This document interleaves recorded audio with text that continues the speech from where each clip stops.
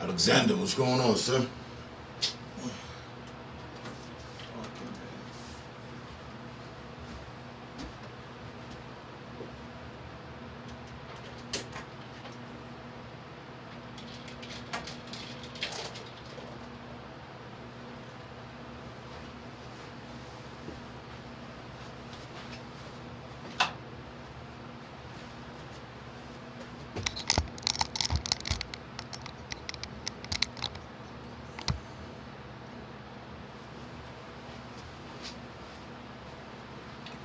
What's going on, man? Just getting set up, just getting situated.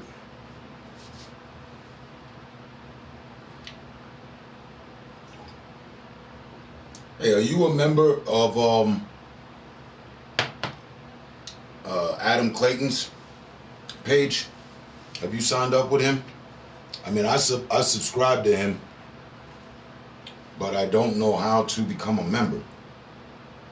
I don't know if it's Super Chat, if I have to use Super Chat to become an actual member. I haven't figured that much out yet. Saving the energy to go out tonight? Where you headed? Don't say Washington, D.C. Say anything but Washington, D.C.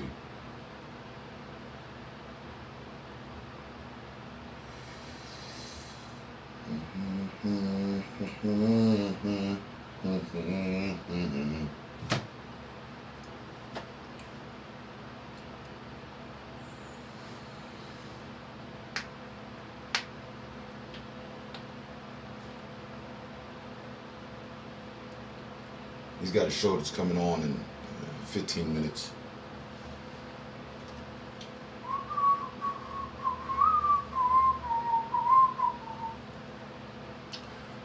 Did you happen to notice Old Man River has been bothered?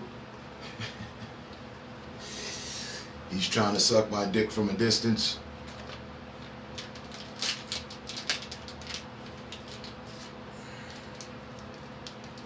I stopped in there 3 times, and every time I stopped in, like at hour different intervals, it's turn. Oh, but I like turn. I really like him. He's really a nice guy. Yeah.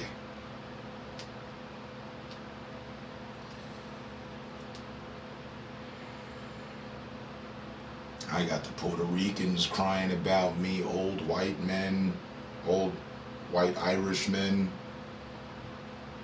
some Puerto Ricans, some almond face albino out of New York. That's Ruger Q.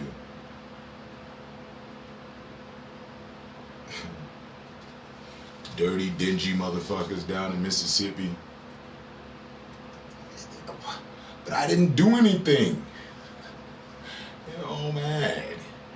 Nah, I said what's up to Wasted. Other than that, fuck them goofies. But they fuck them goofies.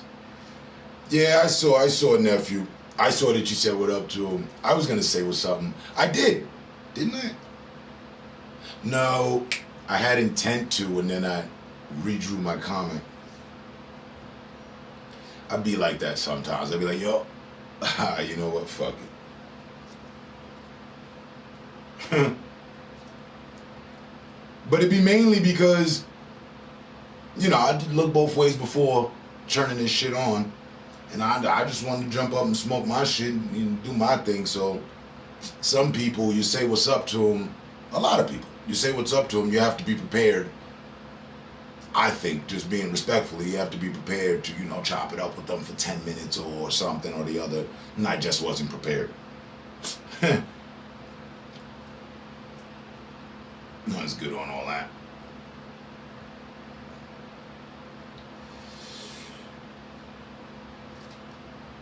And besides, a lot of my constituents,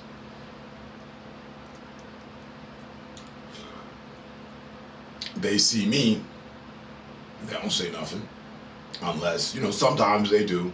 So I'll just be returning the energy. Oh, I see you. I just, I'll talk to you next time or the time after. Some people, I see them, like my boy Prince, I see him on, I'll just chop it, yo, what up, good morning, hey, whoa, wop, whoop, wop. Some of these streamers, man, keep a little distance.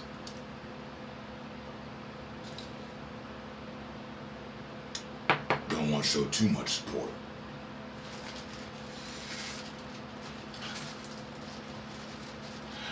I swear to God, I am known to sit here with a comment loaded to the streamer. It'd be disrespect, it'd be respect, and I'd just be like,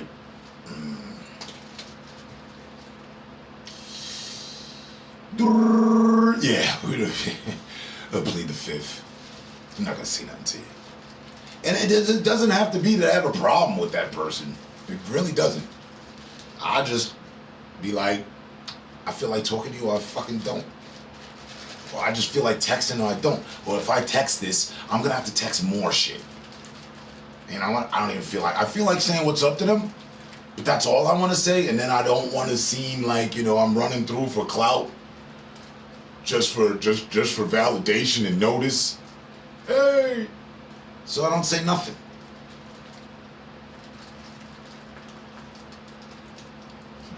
I'll even sit and observe.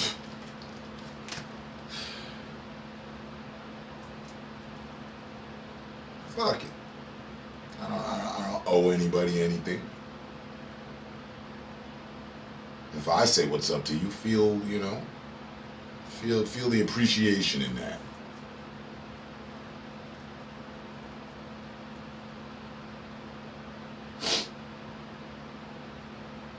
I spent a lot of my days checking the news. Yeah, that too. I swear to God, I go back and forth. I'll be at the tiles. Let me see. Any of my fucking weirdos out? Puñeta 1 and Puñeta 2? Huh? They out here? Let me see. Let me check. Nah? Alright. Hey, let's hit the news. Bloop. Check the news. Anything new? Breaking in news? Any breaking news? Oh, word, this happened, boom, boom. Oh, wait, let me see. Oh, they got the $25,000 grant coming out? Haha, let me check into that. Okay. Spend a good 45 minutes, an hour and a half there. Just fucking around with the news. And come back here. Oh, shit, term, and I didn't, oh, man, what the fuck? Bro, my dick is not that big. Get off it. Fucking obsessed with this shit. I just be pulling on the motherfucker.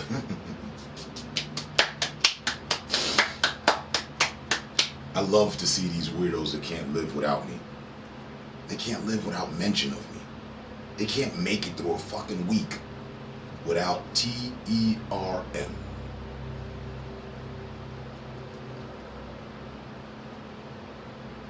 two of them faggots sitting with us right now. Ain't that right, fool stand? Picture me trolling. Ruby Q.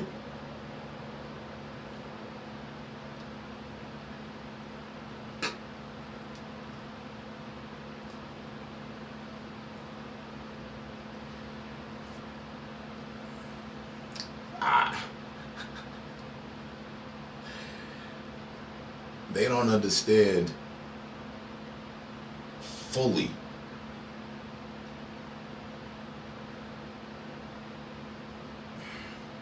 how I see them. You know what I mean? Riding my dick from a distance shouldn't feel right to another man, but they're comfortable doing it.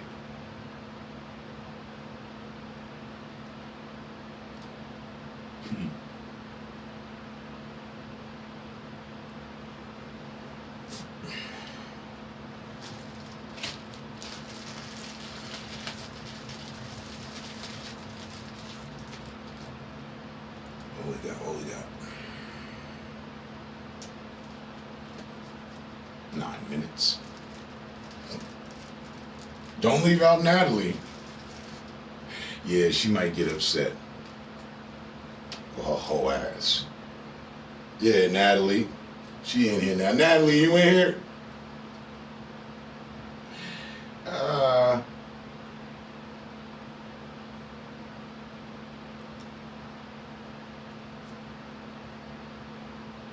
Bunch of fucking weirdos obsessed. Subscribe to my channel. I got the notification here right now. How you guys doing, man? Good morning.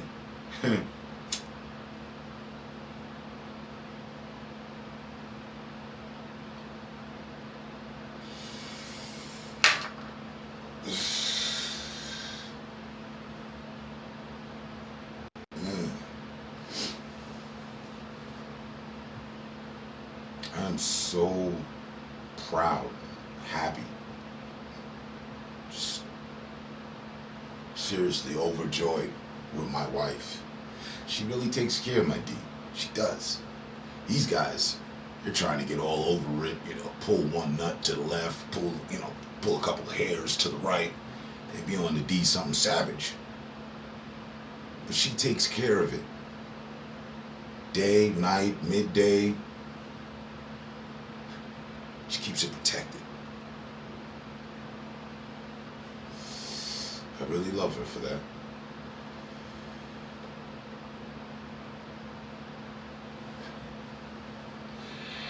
Paul, what's going on? Welcome. Welcome back, sir. Welcome to 2021, where everything will be unpredictable, but yet predicted.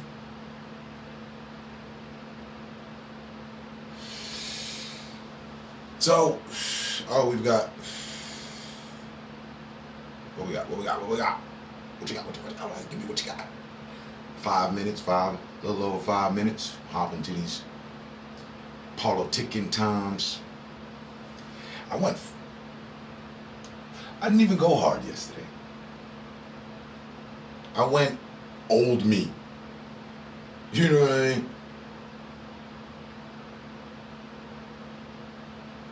That was so effortless yesterday. It reminded me of me. It reminded me of how great a person I am. How resilient, how energetic, how just, You don't know, let me tell you. I'm a great guy. 9.5 hours, Alexander. One troll. Patty Smith. Came in acting like a real biatch. Snatched that motherfucking dude by the back collar of the neck and the hem of the pants. Launched him out of here. Just one troll. Axtatsu, Kiziyoko, Sario. It's nothing new around here.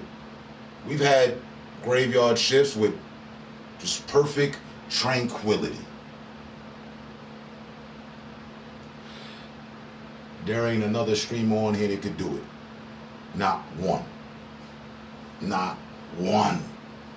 Now, my boy Travis Prince, he could get that. He could get that. He could get it if he made effort. I spoke with him. He said the longest he did was 7 hours. I've seen him get trolled before, though. He doesn't really get into it. He'll get them out of there. But he had more than one troll. How is it? Me. Me. Me. Me. Me. Me. Me. Me. Me. Me. Me. Me. How is it? Me. How do I manage to put up 9.5 hours? You know, one of the top 5 most hated streamers. I don't want to be hogging the damn fucking podium. One of the top 5. 9.5 hours. Pure politics, pure peace, pure cool. How did that happen?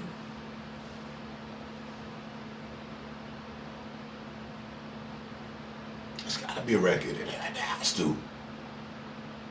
It has to. It's the record for 2021. Hey, wait, look. 3 sevens, jackpot. Early on. What's the flavor of the day? White Widow. I'm rolling with White Widow for the week right now. I've been picking up other strains, but I've been burning the hell out of them. I knocked the 8th off. I try to put something on the side to have a little variety. It says 425 comments. What the fuck? Oh, that was from yesterday. It's still up there now? It says that out there on the tiles? Good. But you know they don't fuck with my channel. Because I don't fuck with them. Cedric Williams. Morning, sir.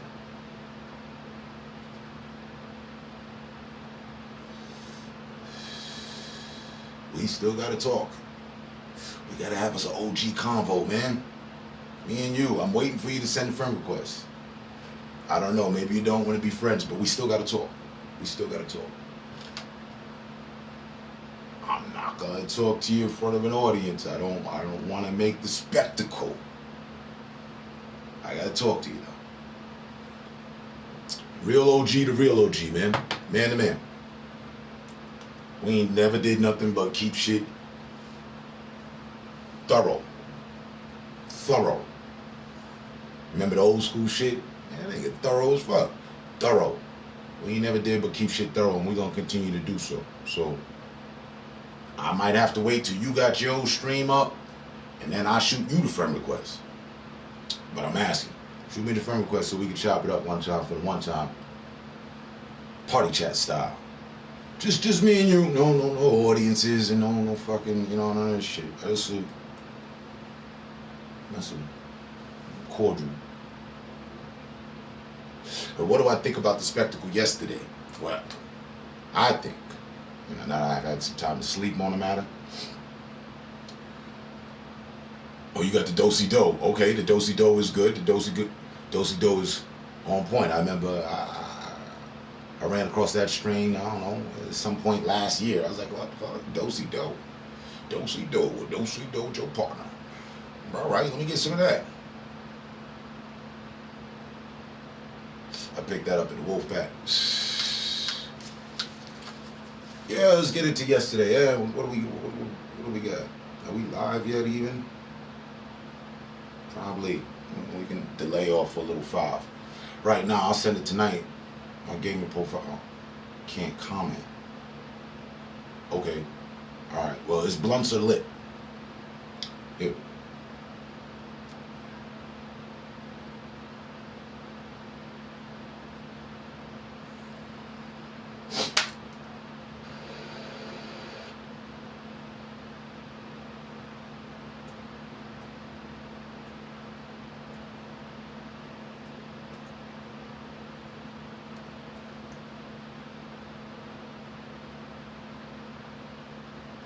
That's my tab right there. That's this one. So, but cool. Ain't no smoke and ain't no, you know what I'm saying? I got a problem with you. Nah, ain't none of that. We just gotta talk.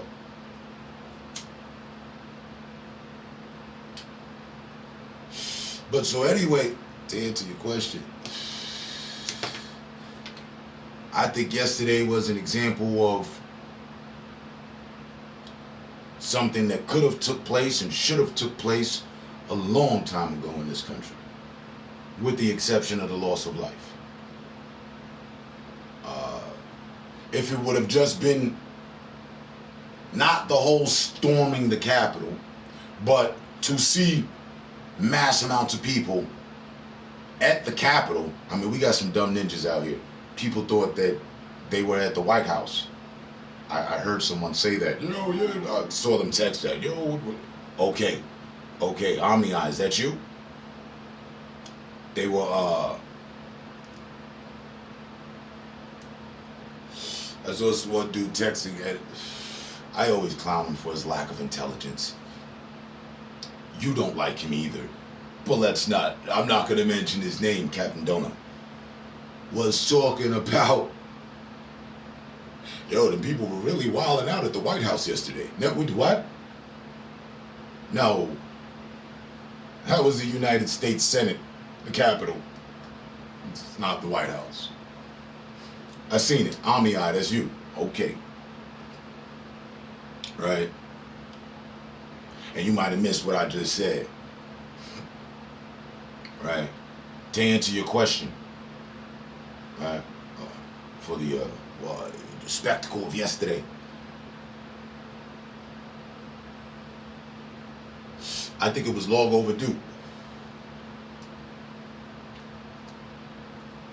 I don't condone. There was one act of violence. Well, there was 4 acts of violence. 4 people died yesterday. It wasn't just that one lady. But I don't condone any of that, the loss of life. What I did appreciate was to see the gathering of people. I don't care that it was Trump's people supporting him and they were upset, or it was Antifa disguising themselves as Trump's people. All of that holds no substance of relevance to me for what I'm about to say. I appreciate the fact that the people, mass amounts of groups of people, showed up to their establishment, to the government establishment, to the bureau, and protested. Now, they breached the walls, ran inside, spray painted some things, tore phones out the wall. Not a politician got hurt. A U.S. soldier got hurt. That's bad. That's somebody that fights for our freedom. And they were just wronged on so many levels. The fact that they continued on with the process until 4 o'clock in the morning. I watched until they closed the Senate. I shut down my stream. It was still going. I stayed and watched. I just didn't want to keep pushing out to 12 hours. I figured y'all were good enough with a graveyard shift. It's what I always did for years. So, yeah, it was nothing to me. But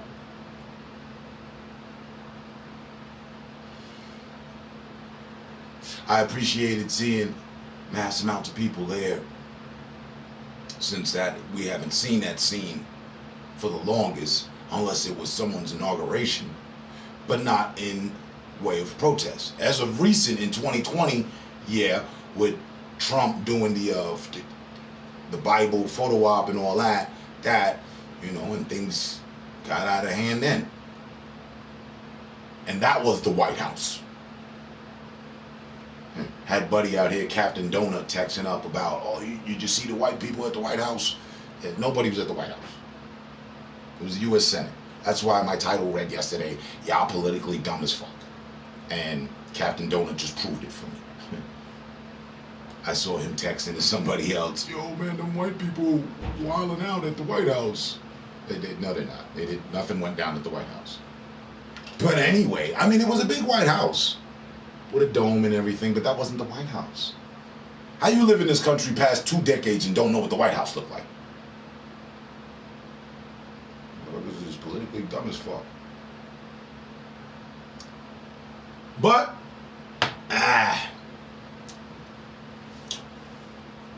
with the exception of the loss of life, I thought it was cool.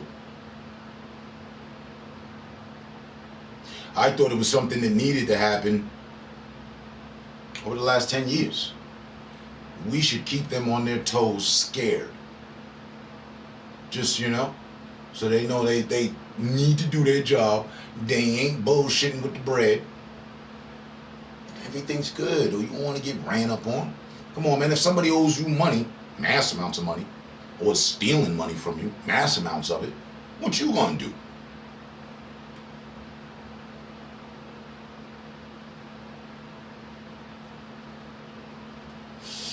I didn't.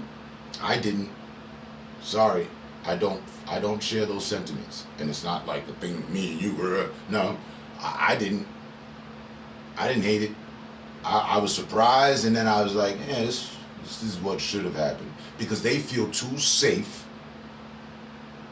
to be fucking over people's lives.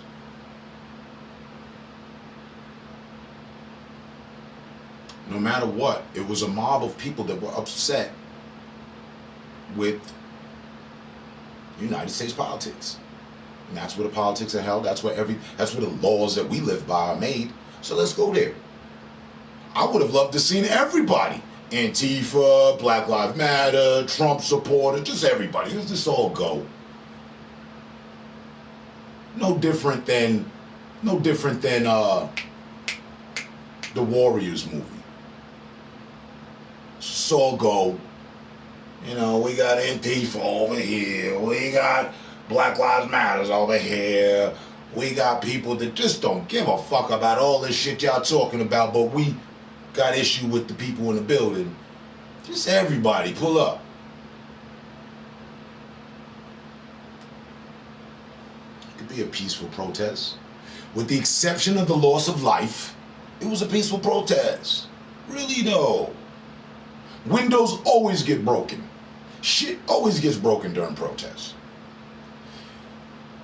They don't care when it's a mile and a half out, when it's 15 blocks out. Nothing to worry about.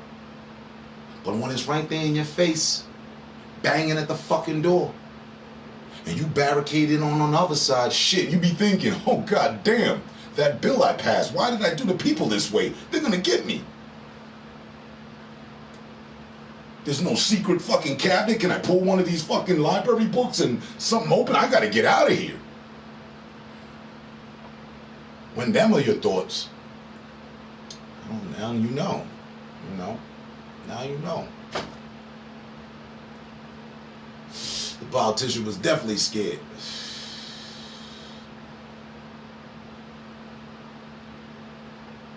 But that can go bad as fuck.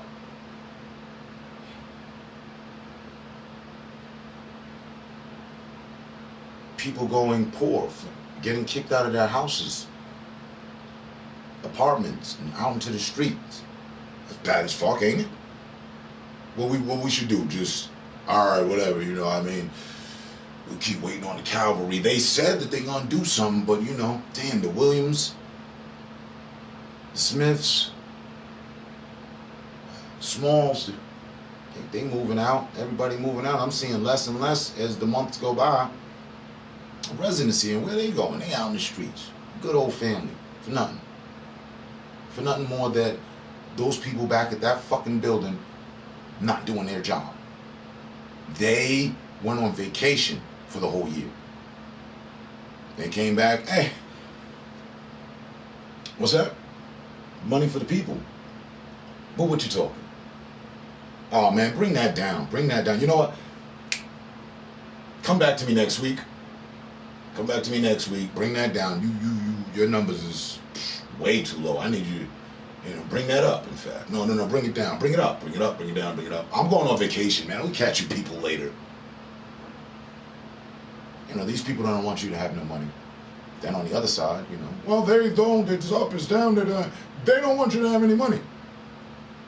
They don't want you to have any money. They don't want you to have any money. They don't want you. How about we just go to where the fuck the money's at? Listen here, money. What's really groovy?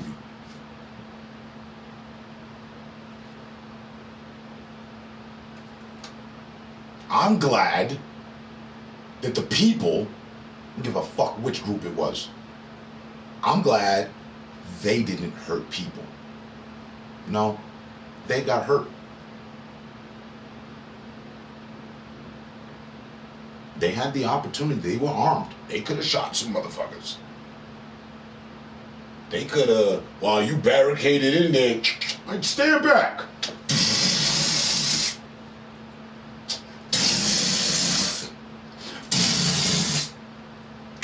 You motherfucking clip.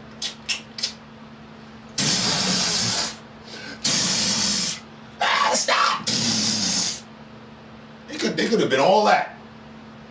They didn't do that. They showed restraint. Terrorists? I think terrorists would have done some shit. I don't know. I don't know. So, in hindsight,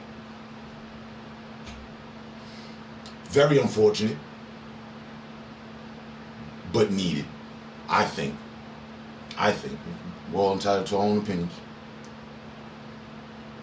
Can you dig it? Yeah. It was a reflection of people on the whole. It's all. If our leaders have divide, what can you expect of people?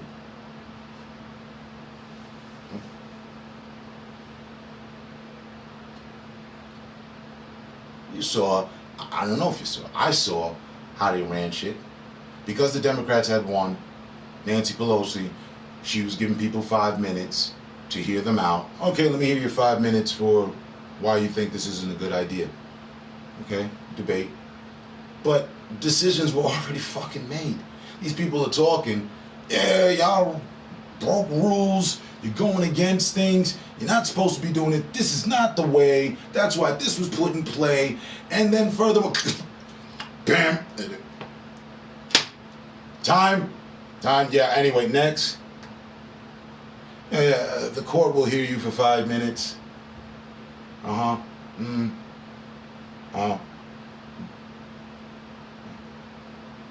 Yeah, but so whatever. Next. Yo, they do that amongst themselves. And they all good with bread and money. But then we get caught on the bottom of that.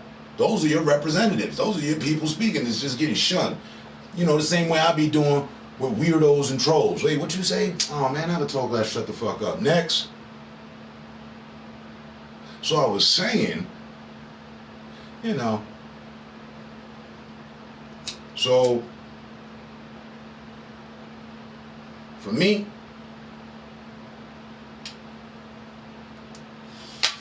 2 out of 3 ain't bad. Mitch McConnell, gone. He out of there.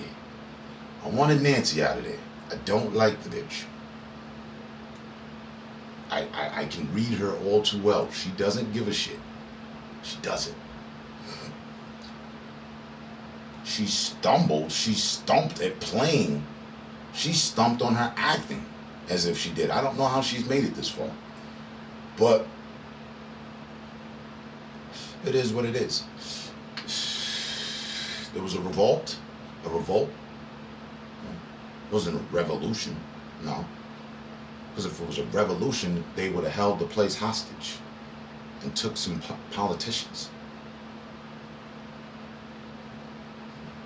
We'll be running office. Do you agree? Yes, the people get $5 trillion. $10,000 stimulus checks, reoccurring stimulus checks are going out tonight.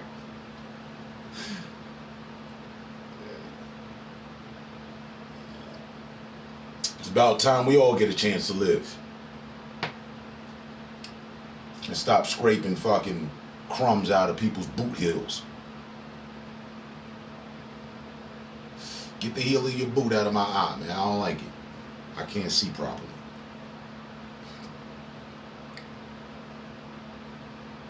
All those people, you know, throughout the year, people end up homeless, people end up poor, people end up losing out. You don't really think about them.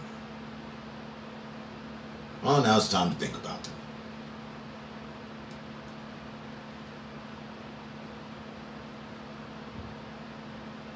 Okay? They may be rich as fuck, and they may be able to help out the middle class or lower class people in their lives.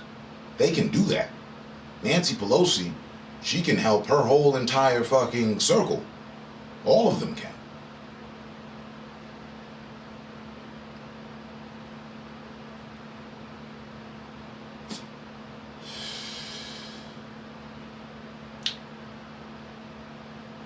They got in and had no idea what they were doing. They didn't think they were going to make it in. We're here. Have you ever been here before? No, not since fucking field day. I was 7. I think we should go this way.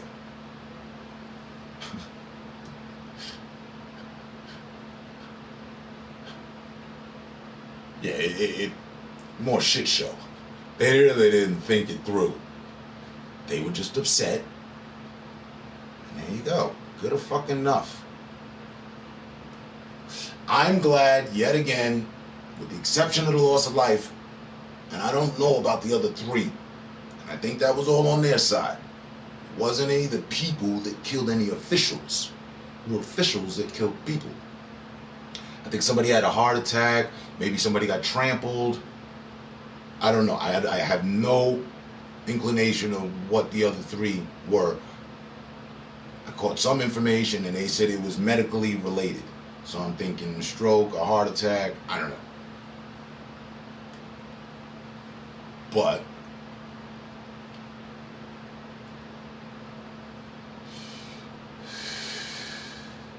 I, for one, am glad with the end result. I'm even more so, check the flip. I wanted everybody there. Would have been nice to see everybody there. I think that's what's wrong with United States. We pay taxes and don't get shit. That would definitely be a problem. How we pay taxes and Samir and Muhammad 70,000 miles away gets paid. Because, you know, they got gender issues. We got to hook up their bathrooms and let them know it's Muhammad and Isabel. Because otherwise they're confused. We really need to step in. And when we step in, boy, we step correct. We got a whole 35 M's for them. Here you go, man. Go on and get the little pictures, depictions of dude here, female there. Because for some reason they're having some problem without us. We need to step in. That's what our money does. But you know, Muhammad Rashid, Samir, they don't give a damn. They want us to die. They don't give a damn about us helping them out with their gender situation. You should fly out to Baghdad, put boots on the ground, and get word from the people. Let them know you're American. See if the vibes, you know what I'm saying?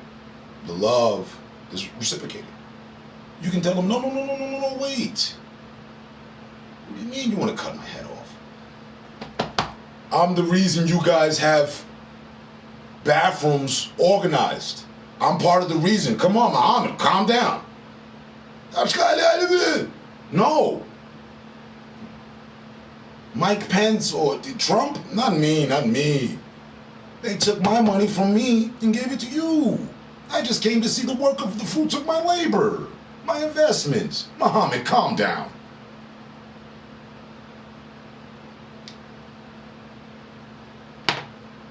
We should be able to tour to any of these countries we helping out and get major respect. But that's not what's going to happen when you get there, one bit.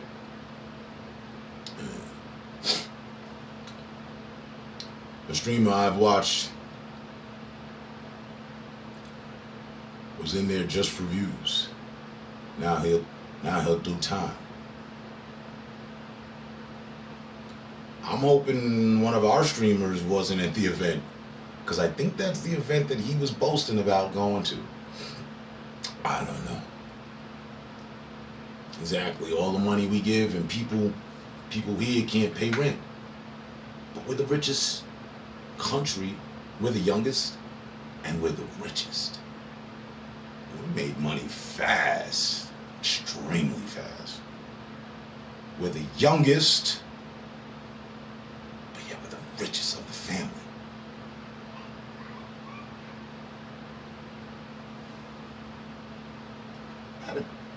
That little kid got more money than Grandpa. Grandpa been working all his life, hard too. Turkey, all these other countries, they've been around. Somehow I think it was the slavery thing, that free labor. Oh man, that really boosted our economy. It's something when you can have millions of people working for free.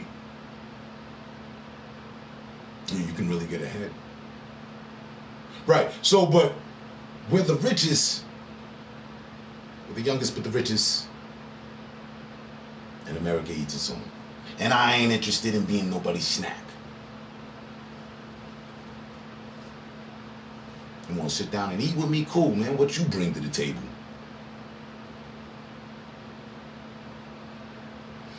Exactly all the money. We lost like 44 million jobs. Fuck all that. Help our people. Right. Oh, forget about the jobs. You're worried about rent? What about the job? And then how are you supposed to have any of the two and still be a functioning citizen if you don't have an address? You know what I mean? Because if you don't have an address and you still really want to work, because you got that work drive with you. Well, newsflash. You can't fill out 11th Street and Chamber Road under the bridge as a place of residency. That's unacceptable. Who does that? Homeless people can't do that. For if they could, I'd assume that there would be less homelessness. If there was some sort of program where you're homeless, but if you want to work, well, go wash up, clean yourself. We got this little spot, and then we'll get you out. Temp agency, Job Corps, we'll get you back in the working force. You just tough it out a bit. We're going to pay you a little extra so that you can get on your feet. In fact, we're going to hook you. You got to find it. We'll have some agencies help you. But if you find some place to rent out, we'll cover that. We'll cover the down payment. We'll cover the first. We'll cover you 90 days. 90 days, just like at the job. So when you get that job, be on your P's and Q's. Because first 12 weeks is all evaluation. Yeah, that'd be a nice idea, wouldn't it? That'd be a cool reality.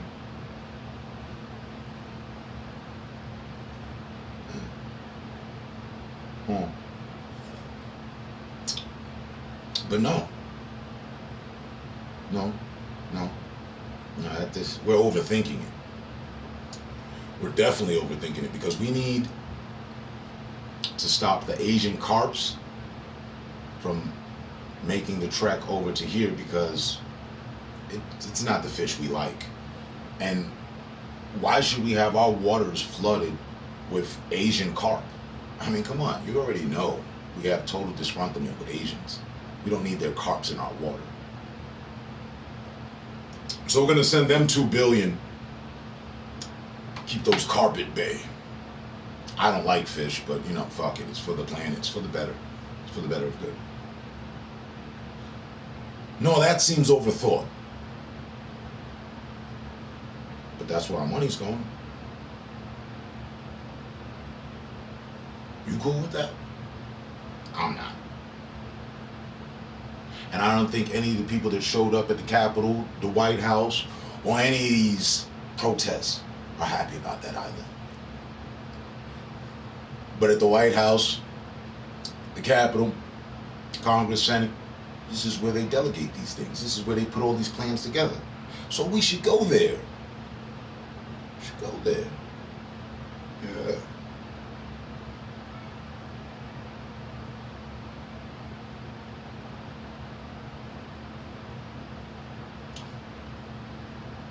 repairs alone in Nancy Pelosi's office, come on. That's like 3 Americans? No. 10 Americans? No. 20 Americans? Yeah. That's about 20 Americans stimulus check. Reparations for her office. It's got to be sanitized. It's got to be remodeled. You know, there were some things stolen. You need to bring that back or replaced. Insurance claims and whatnot. I'm sure she's already, you know, they're checking. They're tallying up right now. Get a good $50,000 tax write-off this year that comes out of our pockets. I seen photos with people leaving with the podium and shit. Photo of the year. Photo of the year.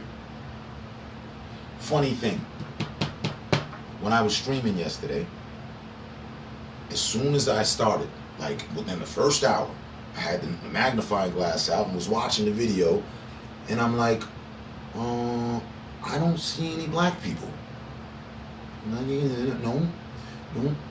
But I didn't even say that. I said, I don't see any ninjas.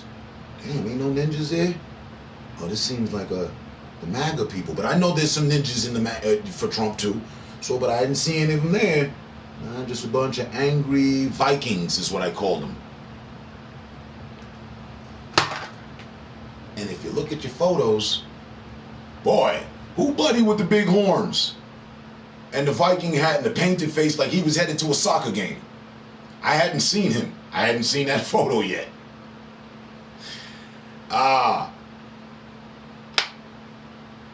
They got on their shit for Valhalla.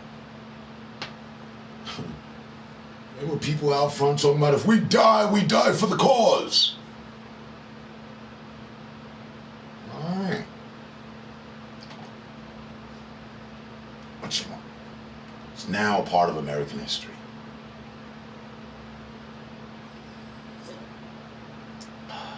Our kids' will be learning about it in high school. They're trying to come up with a fancy name for it right now. Just, you know what I mean? The Day of Reckoning or for Congress or something. I don't understand it.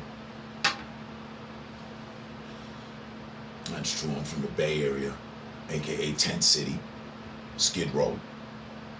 It's hard there. I watched the documentary that Pross did. Right? He went and lived with them for a bit. He had to get out of there. The craziness was getting to him. That podium was on eBay for $77,000. $77,000? The jackpot, dude. Buddy was walking out, the shit had the mic still connected to it and all that. I swear to God, I wanted to go search one. Like, you know, I think I need a podium. Why didn't I think of that? It's proper, you know what I mean? Just every now and then, sometimes when I really want to get super serious with y'all, just bring the podium. Okay, attention.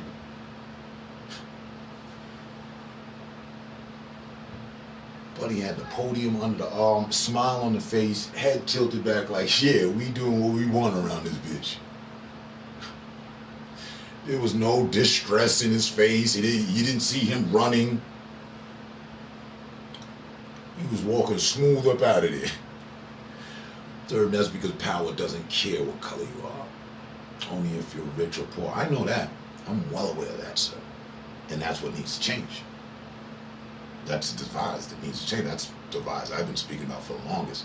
And I started conversation with my boy here, Alexander, just off of the basis of us finally getting our reparations. What that would take, how that would look, and the after effect thereof. Hey, if we were given reparations, and as they're supposed to be, don't pay me no $30,000, I'll buy a gun and kill you all. As they're supposed to be, you'll see a lot of happiness. You can see a lot of crime go down. You see a lot of business moves being made. You'll see a flux within the economy, the American economy. You think we're doing good now? Try an X-shaped recovery. Fuck a V-shape.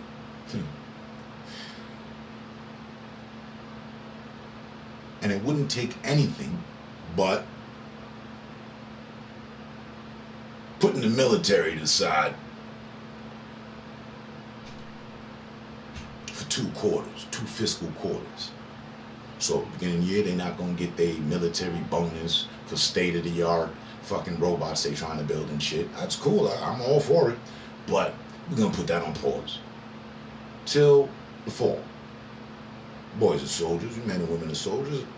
Act like it. Ain't nobody losing no money. You just don't get to pay the eggheads, the scientists, to build better stealth shit right now. That's it. Just half of the year's quarter. That's it. And we could resolve this 40 acres and a mule situation. I don't want my acres. Keep them. There's too many of us. We would own America itself, and you would owe us extra land somewhere else. No, I'll take mine's in value. What's an acre worth? $1,000? Well, there's the 40. Don't forget about pain, retribution, all that. You know how it goes here. With the lawsuit and all that. We don't want to point no fingers. Just fork it over. Find everybody responsible anywhere that what the money went, any free labor from the point in time thereof until thereof abolishment. Everybody guilty. Everybody owed. We want money from Turkey, Spain, France, everybody. You just put it in that account right there. We'll divvy it out amongst ourselves. We're going to need some help with that. But, yeah, get that going. And now we can make America great. I don't know about again. I don't remember a time that it was really great. I think maybe when I was running around as a kid, but I had a hard childhood, so it wasn't all fucking great for me. So. And this damn show don't look like great. I don't know what this is. Looks like the great mess. Looks like it's messy as hell, boy. No respect, but want respect. Don't get me started. I'll have problems turning it off.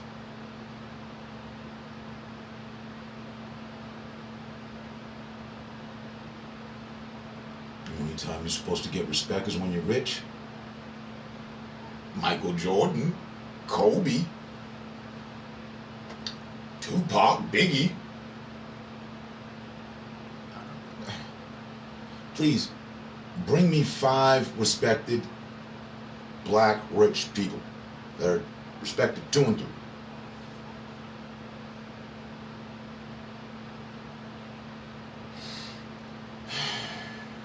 I got one for you. I'll throw you one. Denzel Washington. He's respected, right? He's respected by us. He's respected by them. He's just overall respected. We respect Denzel.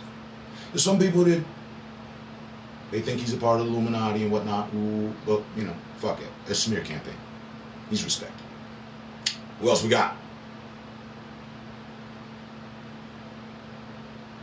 Come on.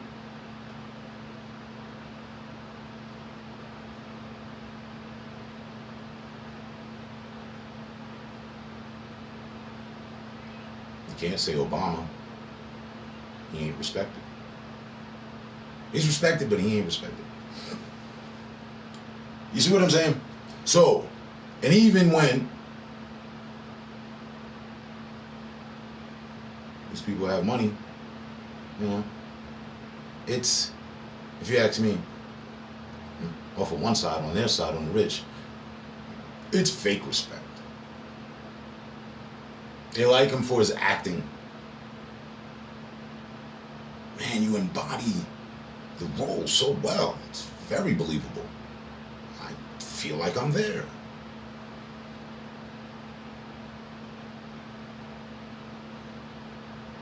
But if Denzel Washington wasn't Denzel Washington, the actor, would he be a respected man? I don't know. I came out here off of straight respect for people. Still to this day. You disrespect me, we got something to talk about. But otherwise, it's respect. Respect. Who? I don't just respect blacks, and that's it. Just respect whites, and that's it. Or Latins and that's it, or foreigners and that's it. No. Y'all get respect, and y'all can all get disrespected too. But there's nothing but respect, because that got me. I still get respect. I give respect and respected. There's people that I respect and getting respected by me, but there's also a whole lot of disrespect. But now, make me rich. Damn, that shit would have changed. That should be different. So yeah, whether you're rich or poor is the indifference that matters. And politics and laws, they put things in play to make people rich and poor. And yes, it's color based, with the final point of it, color not mattering. If you got enough money, whatever problem is you got, you can make it go away. Just about. I mean, the biggest problem you could have that you couldn't get to go away would be health. But you can pay people to respect you. You can make people respect you if you got enough money. But should money be the reason why you have respect for someone? I don't think so. I respect a homeless person. I respect a billionaire. I respect you. There's no difference among why I'm changing. I don't change the gauge of respect. I see you in your position. You ain't got it. I see you in your position. Staying afloat. I see you in your position. Oh, you got everything. You got it all. I'm not going to change my level of respect for either one of them now. Either one of those members in that position. No. But, hey, this is what we do. This is how we live. This is America. And respect, it's two-sided. It's a two-sided knife. You either get real respect or you get that fake shit. That's why I am the way I am. I break out my sword all the time. On guard, motherfucker. Let me find out if this is some real respect or fake shit.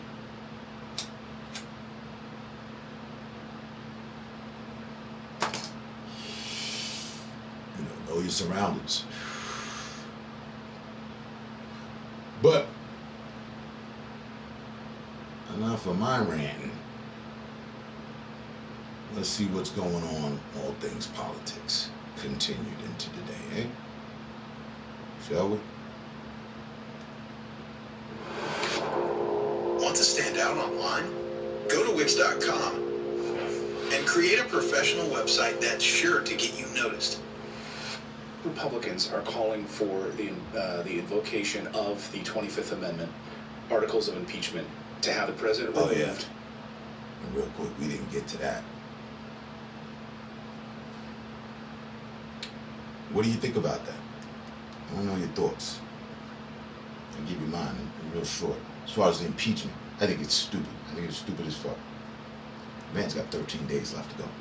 He just, in the middle of the night this morning, I was up when he did it, said, I'm leaving peacefully.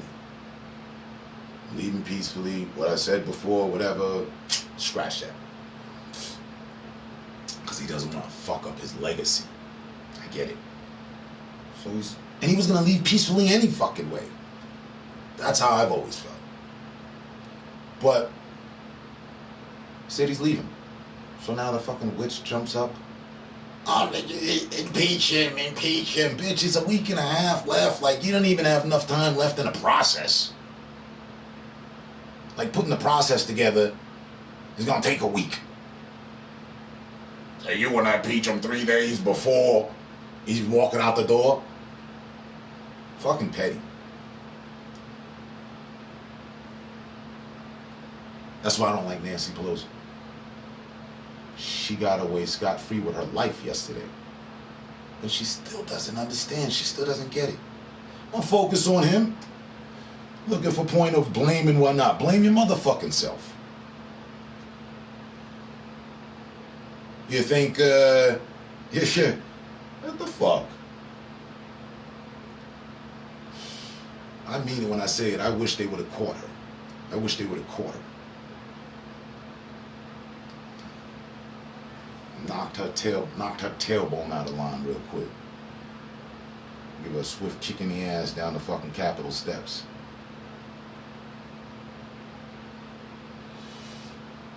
Fuck that bitch. Negative Nancy. Anyway.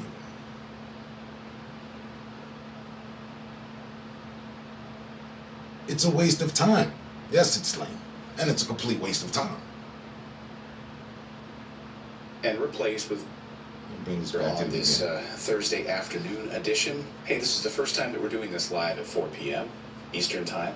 So I hope you enjoyed. I hope that we do a good job for you today because there is a lot of news to get to this afternoon. We're only 30 minutes behind, so we're good. Fluid situation in Washington.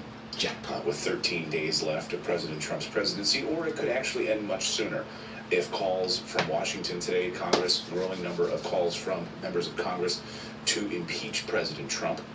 We'll tell you about all of that and more. If you'd like to follow along, we more than appreciate it. What happened with these Capitol Police? This is Morning Invest. You can find it on YouTube. Nancy Pelosi wants the chief of the Capitol Police fired. All of those stories and more coming up on this afternoon edition of Morning Invest. So maybe we have to think of a new name for the show. David is in the control booth in the production room, running the ship here. Wilbur's running around somewhere. What do you think, man? I don't know. I hesitate to. We do our morning show every morning live at 9 a.m. Eastern Time. A little weird about changing. Keep doing what you're doing, buddy. Don't change a thing. I think it's still good. I was just about to text up the damn thing. Morning Invest. Yeah, don't change it. Somewhere, right? Exactly. It's 5 o'clock somewhere. Exactly. Maybe I got my 5 o'clock shadow. You know, when I worked in mainstream television, mainstream media, the people in the makeup rooms and stuff used to joke because I'll be right back. I'm going on a blunt run. I would do a 4-hour morning show, and by the end of that morning show, like I had shaved before the show, it was already coming in. Get into it. Go Wolf. So literally, I shaved this morning. This is this afternoon. And if I don't see you until the next time, stay safe, stay smart, stay up. I appreciate you passing through. Peace. But I look forward to seeing you. Prestige worldwide. When I get back, let's chop it up. Here's my Guinness. People are wondering where my Guinness is. But this is not a Guinness. This is the afternoon edition. This is a decaf iced coffee. This is a decaf Guinness. I almost spilled this on my keyboard, by the way. I saw that. I saw it. Oh my God. No. All right, Angie says no need to change the name. Cusano says my aunt was in D.C. and she said she watched 3 buses unload of Antifa members and they stormed the Capitol. Wow. Well, that's been debunked. So you should talk to your aunt, Alyssa. In fact, we're going to cover a story today that's been debunked. And there's lawsuits now, threats of lawsuits as a result of it. It's a pretty interesting story. The company with the facial recognition software that was misquoted by Matt Gaetz on the floor, the congressman, turns out, no, they identified actual Trump, pro-Trump MAGA and neo-Nazis, not Antifa. So 3 buses of Antifa showed up? No. I would love to see the evidence of that. Good afternoon, everyone. So we usually do this little pre-show. We kind of welcome everyone in because what happens is, the reason we do this pre-show is not to drag things on, but it's because YouTube sends out their alerts too late. And a lot of times people complain that we start the show and they've missed some important top story or the information we're covering at the top of the show. And we don't want that to happen. So we kind of welcome everyone in, grab a cup of coffee, grab a beer. It's the afternoon. Kick your feet up a little bit, grab your dog, wake up grandma, and then we'll start the show in about 5 minutes or so once that little countdown timer is done. And we also, if you notice everyone in our chat, by the way, that has a green name and they have a little Grover emote next to them, they are channel members. So if you'd like to become a channel member, you can do that just by going to morninginvest.com/join, which is right on your screen. So check that out. So we've got a lot of news to get to. Wolverine host Michael Tanner says, this is like, hey, when you're like a kid, you're coming up with names for different superheroes, or you're trying to come up with different ideas for like what you should be called. Like what I put on a cape, what will my superhero name be? It's like, okay, it's the afternoon edition of Morning Invest. What should we call it? Prestige Worldwide.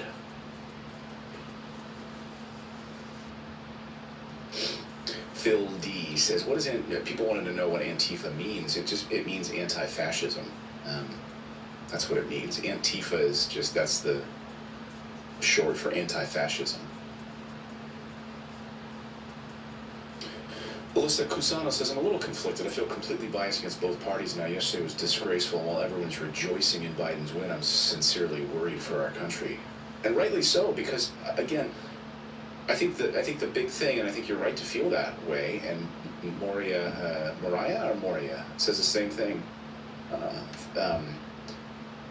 A little conflicted and upset about it, and it's true. I mean, if you think about, like, I bet if we've got some of these people who maybe didn't break into the Capitol, didn't smash things up, but are maybe watching right now in Ohio, and they might have voted for President Trump because they thought he was going to end those wars that he talked about. He was going to bring jobs back to America.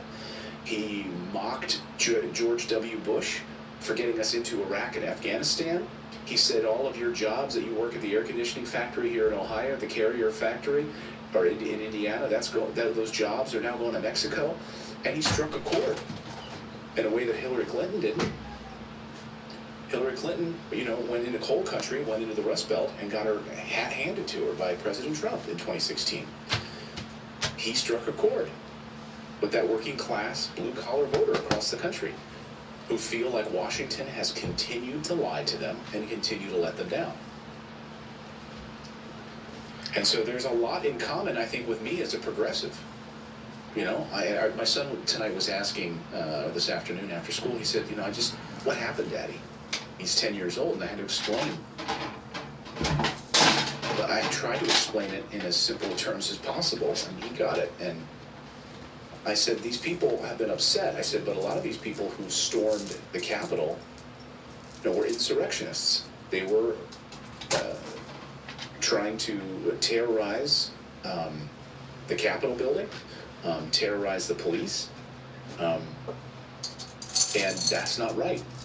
But there's a way to make massive change in this country, and that's to vote. And that's to throw these people out. That's to get rid of the people like Mitch McConnell. That's to get rid of those people who've let you down, who just take big money from Wall Street, who have continued to lie to us, continue to funnel money to the military-industrial complex year after year after year.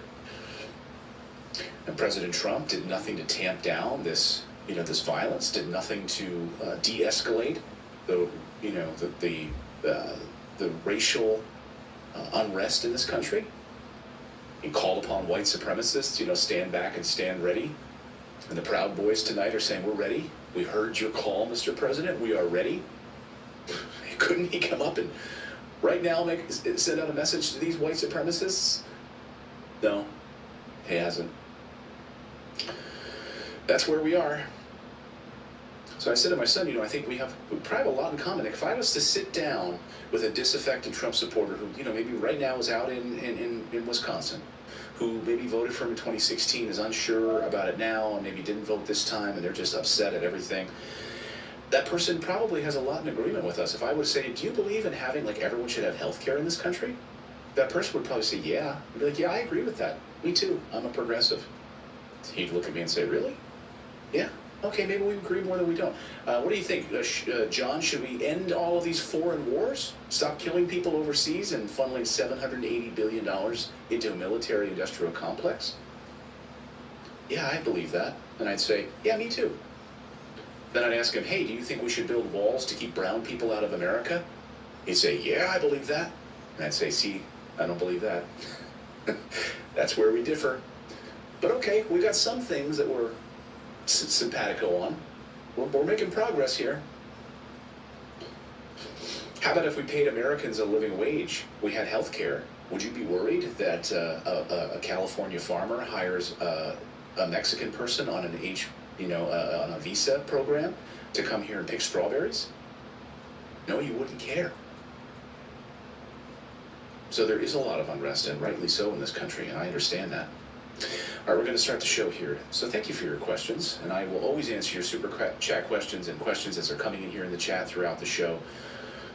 Got a lot of news to get to.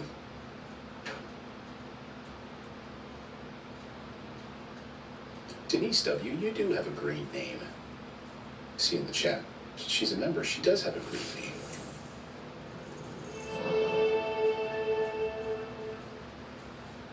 Welcome in, everyone, to the afternoon edition of Morning Invest as we scramble to, I guess, maybe think of a name change. No, everyone's saying don't change the name, even though we do our morning show every morning at 9 a.m. Eastern Time. Welcome in to our afternoon edition, our first ever 4 p.m. live at the full team. Producer David is in the control booth. How's it look over there in the control studio? It's looking all good here. You can see everything is fine. I've got another angle over here. At the side angle, this is the studio. Welcome, everybody. 4 p.m. I'm still wide awake. I've stocked up on some decaf iced coffee. By the way, in your background shot back there, is that like a jar of like lemonade behind you? A jar of lemonade. Take the or something like the other shot. Yeah, right there. What is that? This? Next to R2D2. That's Link's potion. From Legend of Zelda. Yeah, Legend of Zelda. Link's potion, and it changes colors. You can see. It's awesome. I thought it was like a thing of like. Yeah. First time I just keep a glass of lemonade back there just in case it starts to getting boring or something. I just pick that up. Yeah. Break in case of emergency. Break. In case of emergency, break this lemonade wide open. Hey, welcome into our afternoon edition. There is a ton of crap going on. Things are quite fluid in Washington today. A lot of developing stories we want to bring to you this afternoon. A lot has changed in the, 8 hours since I last saw you? Is it 8 hours? I don't even know. Since we last did our morning show. Yeah. 7. So we're going to be talking 7 hours. Okay. Growing calls for impeachment at this hour. We will get to that. And from Republicans, by the way. So could President Trump's days be numbered? A matter of days. Instead of the 13, could he be out in just a few short days? The articles of impeachment have been drawn up. We will go through that. Unbelievable this afternoon. Calls for also the head of the Capitol Police to be fired and investigated by both Republicans and Democrats, wondering how in the world was one of the most sacred government institutions in America stormed and destroyed yesterday, while everyone just stood around and wondering where the heck the National Guard is. And just, getting some more interesting information on that. We're going to hear from Senator Lindsey Graham on that move for an investigation.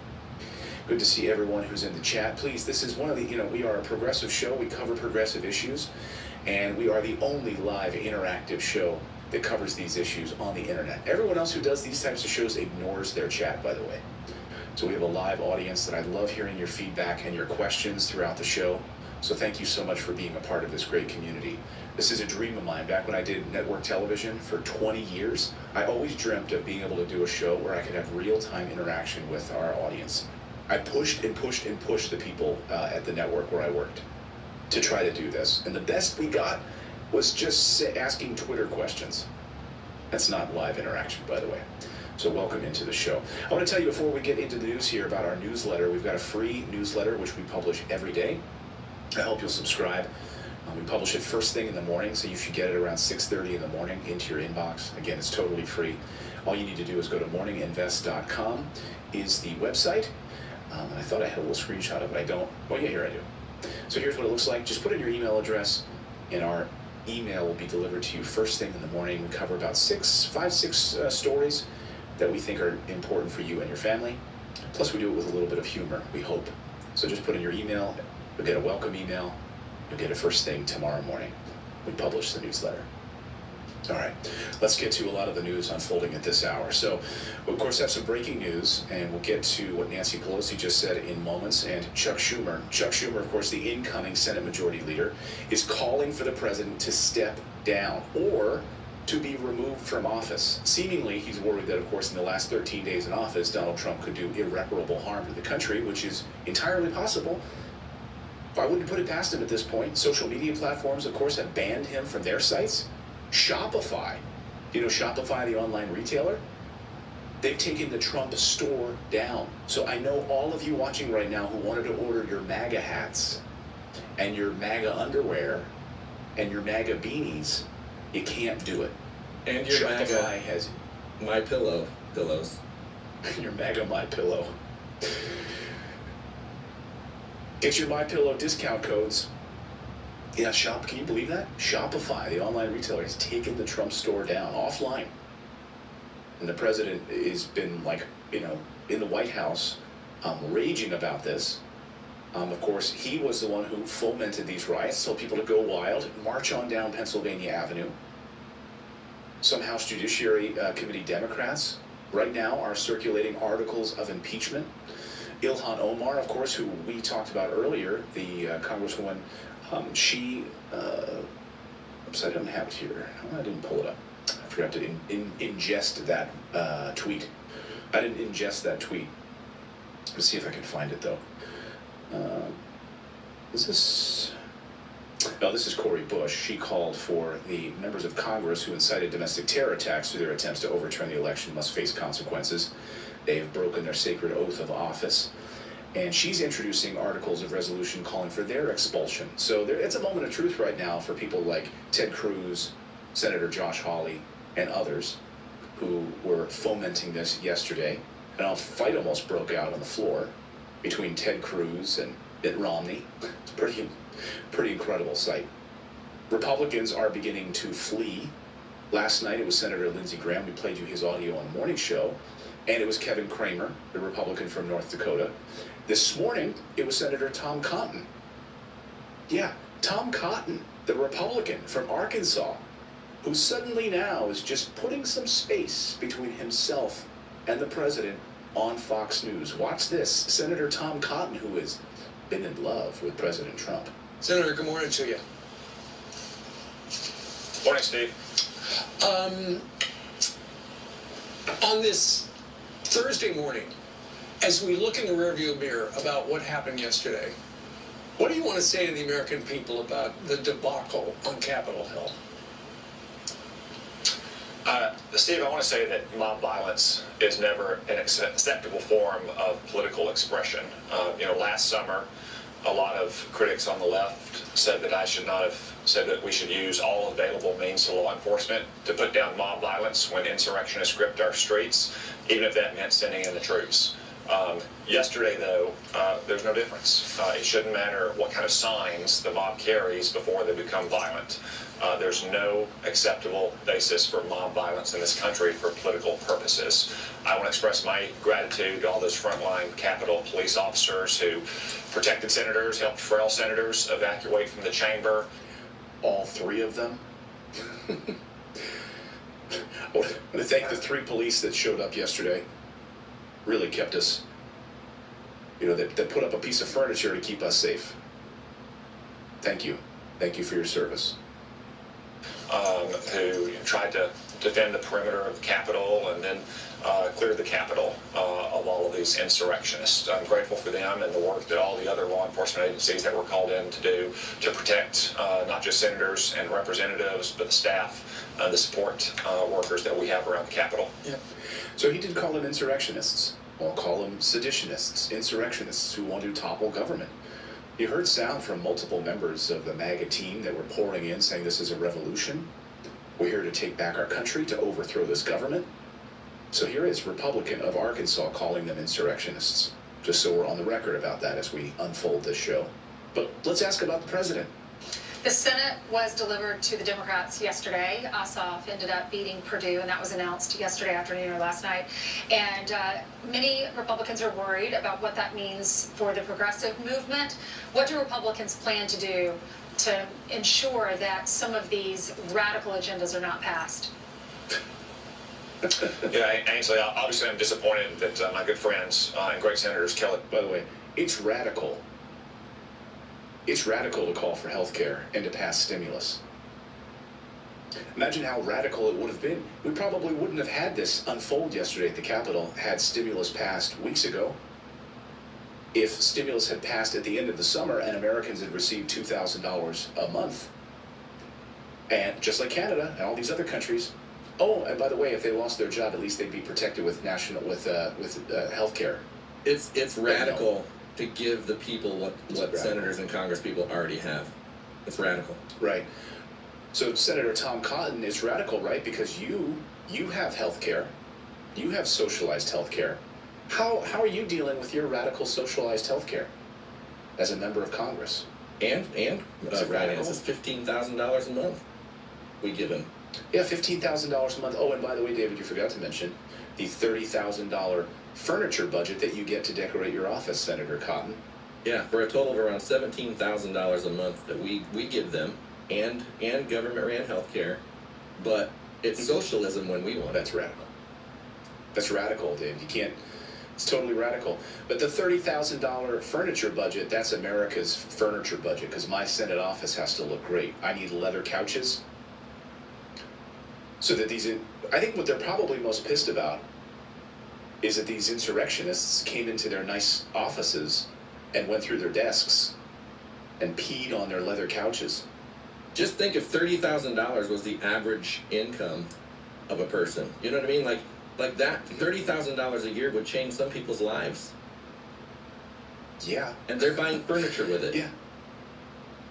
They're buying furniture, and I mean, it's like if you and I were to go to IKEA and you gave me $30,000, like I could probably walk out of there with everything in that store. Now I'd be putting that crap together for the next 70 years with those little, dinguses that you gotta, Well, and the thing is, they get that every year whether they spend it or not. Like Ron Paul used to return that money return it to wherever he returned it every year, but some of them keep it on their book. Wait a minute, whoa, back up. So for those of you who don't know, my esteemed producer David used to work on the Ron Paul campaign.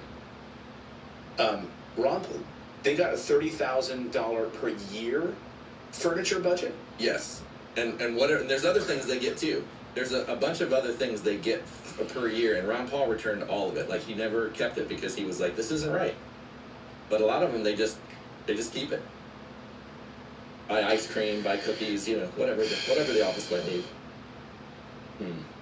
Anita Garrett says no volume. We've got volume, right? Everyone else can hear us, right? Anita, in our chat, I want to take care of all of my listeners. Yes, you guys can hear us. Yeah, we've got volume. Yeah, exactly. Rosalila says, Clayton, you need another $30,000 to put furniture together. Exactly. I need to hire someone to put all that IKEA furniture together. Clayton, I just got breaking video of Trump leaving Washington. I just got breaking video. Oh, you did? Of Trump leaving Washington. Let's take. He's leaving right now. That's my favorite. Look at him. There he is, a little older now too. I love that in Arrested Development. Yeah. So $30,000 a year. That's radical. So what about this radical agenda, Senator Tom Cotton? What are you going to do to protect us? By the way to change the subject. We're talking about the Capitol under siege. We'll just get our one question in about that. We're just going to turn the page on that. Leffler and David Perdue didn't make it across the finish line, but congratulations to the Democrats for their victory. This is going to be a very, very closely divided Congress. It's literally evenly divided in the Senate, 50-50 now. And in the House, the Democrats have one of the smallest margins in modern times. So what the Republicans need to do now that this election is behind us is to focus on the radical agenda of the Democrats, because they're coming in with a plan to raise your taxes and to defund the police, to slash military spending, to open our borders, and we cannot allow that to happen. And we've got to organize, and we've got to concentrate on protecting everything that we believe and that we think is good for this country. Senator this wasn't a surprise that the Democrats thought they had an opportunity to take both seats, even though they were underdogs. You had Purdue with a commanding lead, 88,000 votes at least, and the other, Loeffler, the same thing, was in a command position. You were on the ground, I think, first week in November, saying, hey, this is a big election. How did you guys blow it? Yeah, Brian, it's very disappointing that we lost the races, given the stakes of the races. I think a very simple and very clear message over the last 2 months would have been that Senators Perdue and Loeffler and a Republican Senate majority will provide a check and balance on the Biden administration. However, we spent too much time on other matters rather than that clear. Other matters. Now we're finally getting to it. Other I gotta matters. say, I think that's the hardest hitting question Brian's ever asked. How'd you guys blow it? You guys suck. He might as well just said that. You guys suck. How did you blow it? And Tom Cotton, you never see the guy smile. This is as much of a smile as he gave. It was like this. Let me try to answer that. We shouldn't have been focusing on other things, Brian. And I am a very dynamic speaker, so I have been calling on the Americans to make sure that we are protected against this socialist agenda. I'm surprised that our message did not resonate as well as it could have, Brian. Oh my gosh, you sound just like Frank from that Senators Perdue and Senators Loeffler and a Republican majority could be that check and balance. But look, we can't just give up now because we lost. We got to pick ourselves up off the electoral playing field and dust ourselves off and get back going in the game. Because as I said, the Democrats have extremely small margins, but they have an extremely radical agenda, and we've got to be prepared to provide a check and balance on that agenda and get ready for the next election, which is always just 2 years away. Sure. Here's the question. No doubt about it. Down there in Georgia, Stacey Abrams and company was very effective in mobilizing and registering people. I've been reading a lot of Republican and conservative commentators who say that one of the problems for Republicans was the fact that the president, while he voiced full support of the Republican candidates, at the same time, he was trying to blow up the Georgia governor and the Secretary of State, and he was confusing the people down there, saying the election was rigged and it was stolen from him. I know yesterday, there in the U.S. Senate, you withdrew any objections because you wanted to go forward after the violence that was happening there. You also say that people need to quit misleading people about what happened on Election Day. Here we go. Yes, Steve, first off, let me correct one thing there. I was never planning to object to any of the certified slates of electors. It's not Congress's role to reverse the election results from Election Day. You felt that people should withdraw their objections. Yeah, look, you have some senators who, for political advantage, were giving false hope to their supporters, misleading them into thinking that somehow yesterday's actions in Congress could reverse the results of the election, or even get some kind of emergency audit of the election results. That was never going to happen. Yet these senators, as insurrectionists, literally stormed the Capitol, were sending out fundraising emails. That shouldn't have happened, and it's got to stop now. Yeah, you know who he's referring to? Senator Josh Hawley sent out a fundraising email during the violence. Literally while they were whisked away and the electoral voting stopped, Josh Hawley, senator from Missouri, sent out a fundraising email. If that's not I've heard a lot of sleazy things in politics. That's pretty damn sleazy. People literally being shot and killed. And you're sending out fundraising emails on the backs of this. Should be disgusted. I don't care what side of the political aisle you're on. That's disgusting. Thank you, Tom Cotton, for calling that out. Now, we do need an independent commission, which I proposed, and Tim Scott has written a bill and introduced it, to study what happened with the election practices in the last election, given the unusual circumstances of the pandemic. And Good. So that's what you do, right? But you don't object, and you distance yourself from the president, which is what he's doing today on Fox. John Boehner, Trump's former golf buddy, congratulated Joe Biden and slammed his Republican Party. Former Attorney General Bill Barr, who's still here, one of Trump's most one of his biggest allies, Attorney General, said that orchestrating a mob to pressure Congress is inexcusable. So, of course, this backlash has been, swift, firm, loud. The nation's institutions, in fact, the business groups, the political world, all these media organizations have tossed the president aside. And in some cases are suggesting that he's a danger to America. So all of this is right now leading to this big moment for President-elect Biden. Republicans right now are really beginning to try to seek as much distance as they can from the 45th president. But it's going to be a moment now for people like Senator Josh Hawley, who sent out a fundraising email during this violence. Like, will the people of Missouri remember that? Or will they throw their support behind him because he is a MAGA guy? He's a Trumper, as he runs for president in 2024. Because you know that's coming. And you know that Ted Cruz is going to run for president again. Oh, please no. Oh, yeah. Ted Cruz, who, really one of the slimiest people I've ever met. And by the way, President Trump thinks so. And said as much. Until he didn't, and suddenly pretended like they were friends. And the problem is this happens because people go vote Republican across the board. That's how Ted Cruz gets back in office every time, because they don't care. He's a Republican. Check the box. So they see an R, and they just click that little box. That's why, I want our show to be at least a small beacon of hope of helping to educate people about this process and make your own decisions. Because there can be people on the right who have these types of beliefs on bringing universal health care and ending foreign wars, like a Ron Paul. Right? So there are shades of all of these things that we believe where there is common ground that we can work together on. Like I said, I'm a progressive, but I'm not a Nancy Pelosi progressive. If anything, I'm a Bernie Sanders progressive. Yes, I want real wages for Americans. I want health care for all Americans. This shouldn't be something we're arguing about in 2021 anymore.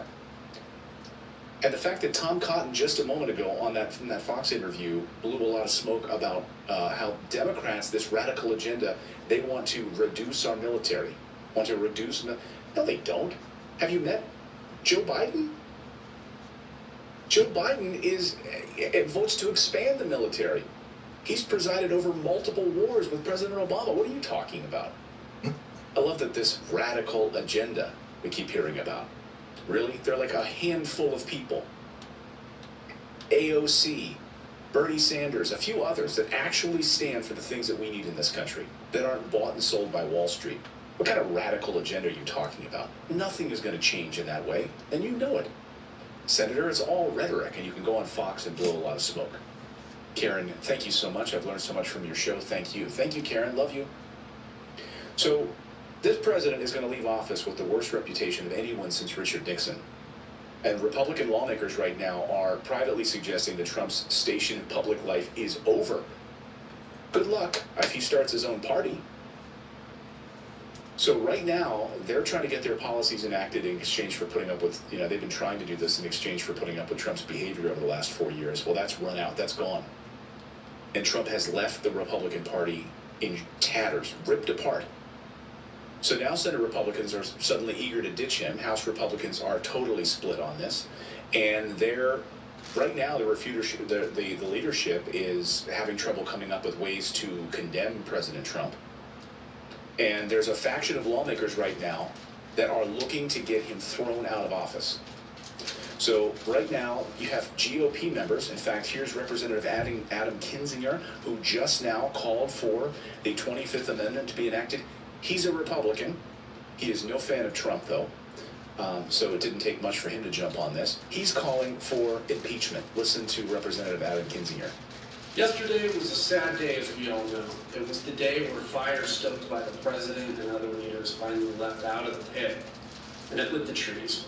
Thankfully, the strength of our Constitution and democracy held, and we emerged today a little battered but resolved. What happened yesterday is a wake-up call to many, but it's a call to accountability for others. In the past few presidencies, the administrations have been so concerned about even a moment of weakness that the 25th Amendment was invoked during minor surgeries.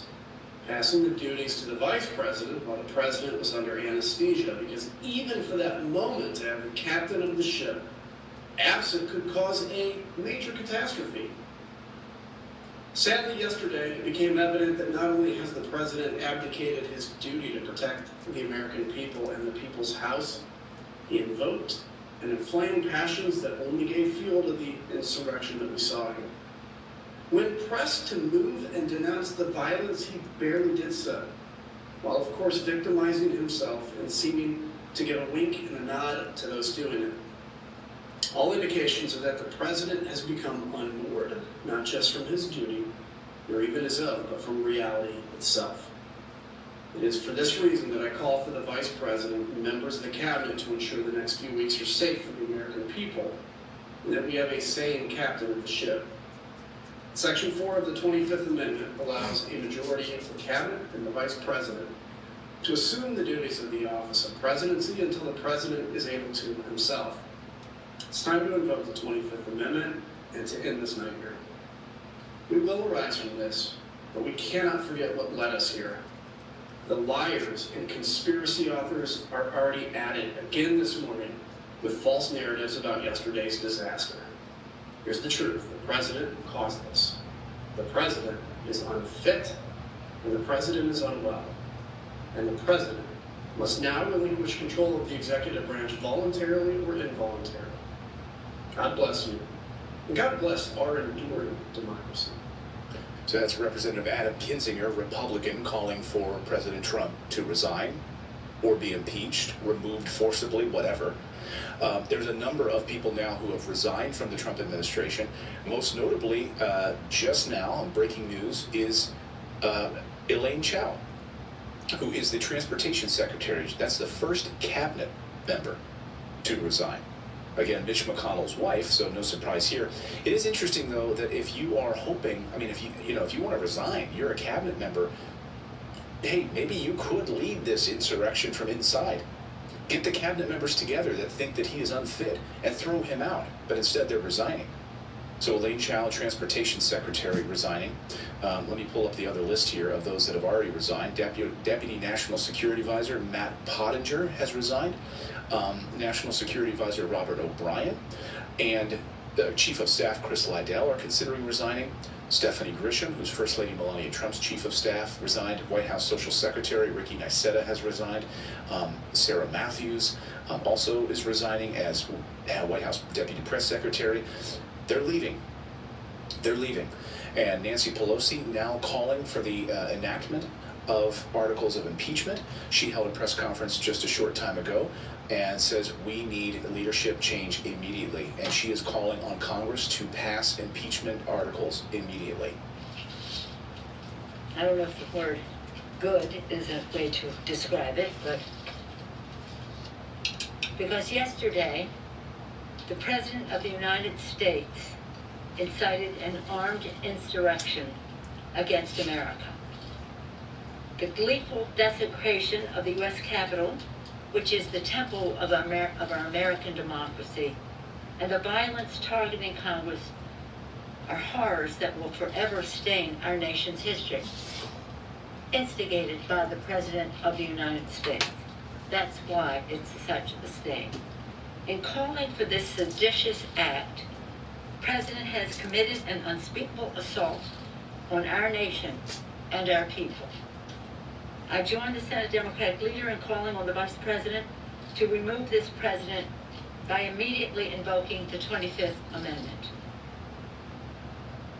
Chuck Schumer, the new incoming Majority Leader of the Senate, multiple members of the House and Democrats as well as Republicans are calling for the invocation of the 25th Amendment, articles of impeachment, to have the president removed and replaced with Vice President Pence, either with a majority of the cabinet or a majority in Congress, and then voted on and approved by the Vice President of the United States. I think, President Pence, or Vice President Pence, I'm sure thought that this probably would have happened earlier. Don't you get the sense that, he hitched his wagon to this star because he thought this guy's going to do something crazy, but I'm sure he thought it was going to happen within the first year, don't you? And here he would have a chance to become president of the United States. Certainly, if you read Bob Woodward's book and all of the reporting about Mike Pence in that book, his constant words were, follow the course, stay the course. Because it's all part of a larger narrative. It's all part of a stand. It's all part of a scheme, basically. That's my theory. Let me know in the chat if you think I'm right on that. Carolyn Wheeler says, does everyone here in the chat room think he had this planned, or is this just his dumb luck he's always had? What do you mean by that, Carolyn? Do you mean President Trump had this plan, like he was going to go out, or you mean Mike Pence? I mean, I just think Mike Pence, he's too smart a guy for this. Like, he knows that Trump is unstable, and his wife didn't want him to do it. You know, he's an evangelical Christian. How do you tie your wagon to the star of this guy who is paying off porn stars? Like, Pence's wife did not want him to be a part of this. He had to convince her of this. She was not happy about it. And so as this stuff was unfolding throughout the administration, his wife let him know about it. So it comes as no surprise, I'm sure, to Mike Pence that this is all unfolding. But I'm sure he thought maybe he'd have at least a few years as president, not maybe 12 days or 10 days. But it will be a remarkable moment in American history if this impeachment goes through and he is installed as president for just a few days. But at this moment, I cannot picture President Trump being at the inauguration. Although he did release a statement earlier today saying there will be a peaceful transfer of power. That is about as close to a concession speech as I've heard from President Trump. But there are some concerns among the leadership. So I want to bring you these concerns now from the Republican leadership, because they're worried that these Trump-aligned forces are going to build a massive war chest. So those people like, Senator Josh Hawley or Ted Cruz, those people that have aligned themselves with Trump, are now going to go out and fundraise on the backs of this and launch primary challenges against those people who speak out against the president. So if you're an incumbent right now, because they have a pretty long memory. Republicans remember what happened in the Tea Party. And the Tea Party insurrectionists that threw out those long-standing members of the Republican Party. Remember Eric Cantor of Virginia? Gone. Tea Party. He was Tea Partied. So that's what they're worried about. Like, if we speak out against the president, according to reporting from Jake Sherman this afternoon, well, then guess what's going to happen? These pro-Trump people are going to run a primary against us. That is, unless they start their own party, which would be a whole different story. So if Biden spends the next few months working closely with this divided Senate to produce some sort of bipartisan legislation on priorities like COVID relief, he could further then jam up the House Republican minority. Biden could effectively split the GOP internally, drive a wedge between House Republican lawmakers and their Senate counterparts. There's a lot unfolding on this front, on what Biden can do. And immediately pass stimulus. Because keep our eyes on that prize, folks. I mean, this is, at the end of the day, what we've been talking about here on the show for a while, which is to get meaningful stimulus passed immediately. I have to wonder, I've been thinking a lot about this today, Georgia. I've been thinking about Brad Raffensperger, the Secretary of State down there, and Governor Kemp. How quickly will they certify the results and get Ossoff and Warnock seated as senators? Because they have to certify that before they can be sworn in. So get that done fast. And I have to think they're not going to want to drag this out. And I have to think, hopefully, the other side is not going to launch another lawsuit down there in Georgia for the election. But I wouldn't put it past Rudy Giuliani. I wouldn't put it past these guys. But I mean, they have to at this point think that this ship has sailed. How much more money do you want to spend on lawsuits? Especially when you have Lindsey Graham getting up there saying, it's done, it's over. Hey, that little bell means it's time to subscribe. If you haven't subscribed to our channel, we do our show live every day at 4 p.m. Eastern and 9 a.m. Eastern, 2 times a day now. So thank you so much for your support. Again, hit that little subscribe button and bell notification so you'll know when we're live. Also, if you're on Twitch, you can do it there. And Facebook, follow us there, and on Twitter. So that was Nancy Pelosi. I do want to play more Democrats now, more representatives from Congress calling for impeachment. Here's Representative Ryan of Ohio. Congressman, we've heard from some lawmakers saying that President Trump should be impeached or removed. What do you think should happen to the president in light of yesterday's events? Absolutely impeached immediately. 25th Amendment put in action immediately. He is dangerous. He incited. This has never happened. I mean, no other president, Democrat or Republican, conservative, liberal, has ever incited a crowd to go storm the Capitol of the United States and basically try to run a coup and stop the counting of votes from the process that the American people said who they wanted their next president to be. No issues of fraud. The lawyers in places like Pennsylvania would not go before the bar and say fraud because they would lose their license. So he needs to go immediately, and I don't think we want to spend the next 2 weeks with him having the tremendous amount of power that the president holds before an inauguration. Who knows what he'll do? And I mean, who knows what he'll do? He's already proven what he'll do. How much more of a reason do you need to get this clown out of there? Remove him now. Like, it's like you want to keep testing this? How many more times do we want to test this? What more evidence do you need? Get him out of there. You have William Barr, the Attorney General of the United States, saying that President Trump betrayed his office. His Attorney General, his longtime ally. Barr slamming Trump for his betrayal of the presidency. The former Attorney General, I should say, issued a scathing rebuke of President Trump's behavior. He said, he orchestrated a mob to pressure Congress. It's inexcusable. The president's conduct yesterday was a betrayal of his office.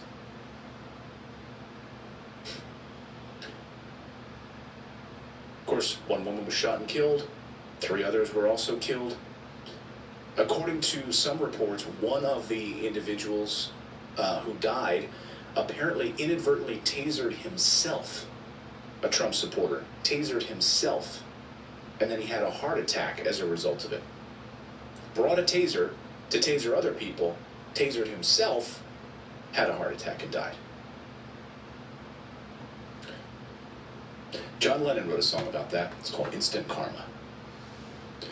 Here was a guy yesterday. This was perhaps one of the most remarkable pieces of video that I saw yesterday. I wanted to show it to you. It just goes to the heart of this divide in this country. And I watched this video maybe 5 times. I wanted to hear the nuance of what this guy is saying to this black police officer, this Capitol Hill police officer who is black,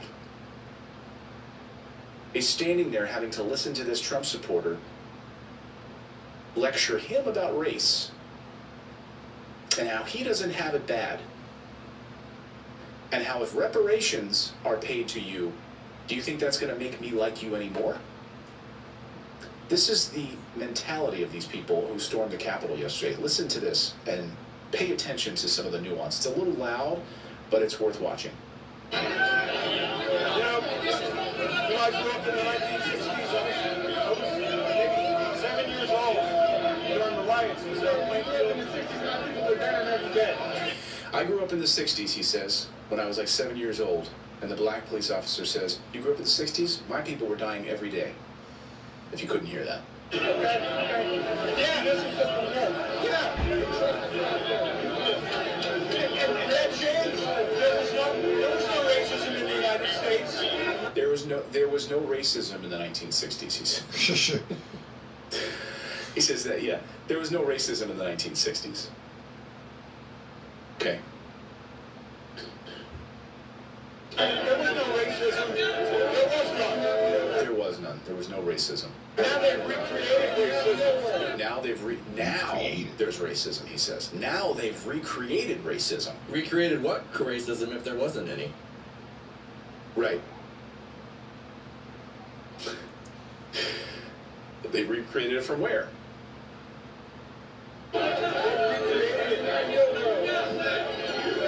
He said maybe not in your world.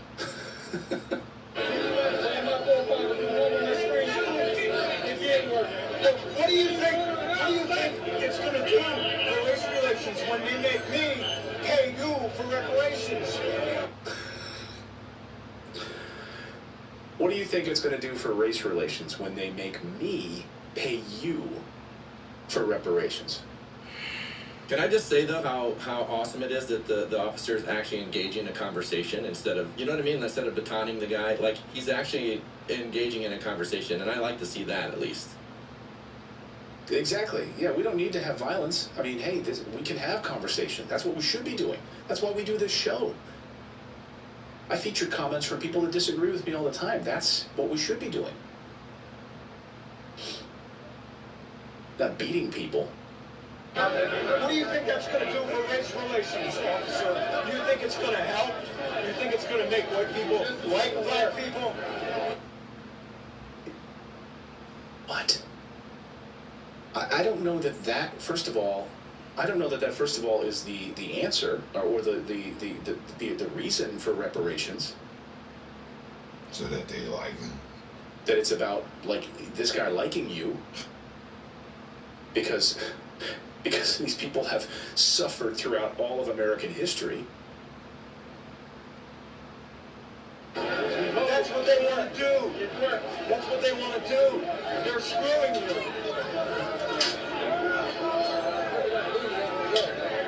They're screwing you. Well, wish I had that guy as my history teacher growing up. In the 1960s in the United States where I grew up, there was no such thing as racism. Didn't exist. We heard whispers of a guy named Martin Luther King Jr., but we think he played on the Yankees. Where I grew up, there was no such thing as racism. Now, there were only white people where I grew up, but I heard whispers of this thing called racism. Didn't happen where I was from. As that black police officer said, yeah, maybe where you were from, you didn't have to experience your friends being killed on the streets and hung from trees, by the way. There was no racism, though, in the 1960s. Just to be clear, I want to make sure that Professor Bill over there lays it clean for us all.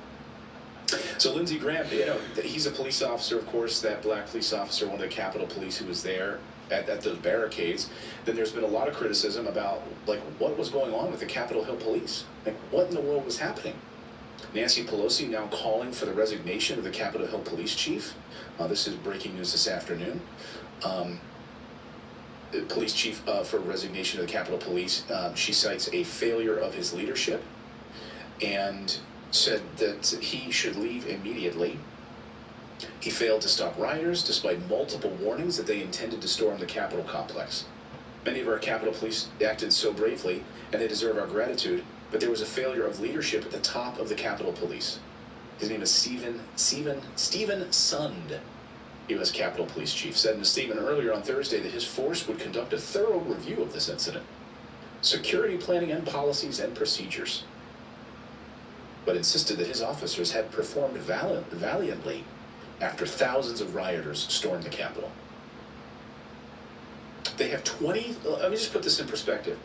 They have 2,300 police officers as part of the Capitol Hill Police. 2,300 to protect those few buildings. She says, obviously it was a failure. Well, the mayor of Washington also says it was a failure, or you would not have police lines breached. There's going to have to be a real investigation into what happened, she said. This is Pelosi calling for his resignation. What do you think? Let me know in the chat. Should the Capitol Police Chief be fired? He's gonna call it a thorough investigation. Here, I can do your investigation in a few minutes. You knew about this for days. You didn't do anything about it. Case closed. You're out. You're fired. Well, I want to point out. I just want to point out really quick, because people are saying in the comment, we can't, like, it was the smaller percentage of people that were the problem with the thing, but most of the people, the majority of the people that were there, have legitimate grievances and were peacefully protesting. So just keep that in mind. Not every single person that was there was part of this breaking in. Not every person that was there was part of this violence. It was a small minority of people that were. I mean, there are people, 60,000 small businesses have gone out of business and have no course of action. They're not getting any help. So there are people with legitimate concerns that were there to peacefully protest. And I know that they were brought in under the election thing, but some of them weren't there for that. So I just want to throw that out there, that we can't just say everyone that was there had bad intentions, because some of them were there legitimately peaceful. Yeah, I mean, absolutely. I'm sure there were plenty of people who said, oh, you're going to go storm the Capitol? I'm going to go back to my hotel. Yeah. No, we were here to protest this horrible government, the Mitch McConnells. Fine. Use your voice in that way. The moment, though, you decide to overthrow the government and storm the Capitol and enact violence, that's when you should be going to prison. Destruction of federal property. That's the law. So good point. Well, everyone has a right. I mean, we all have. Everyone watching right now is angry. Everyone watching this show right now has been upset and angry at this government, this failure of this government. How in the hell do you not pass stimulus? How do you not pass $2,000 checks?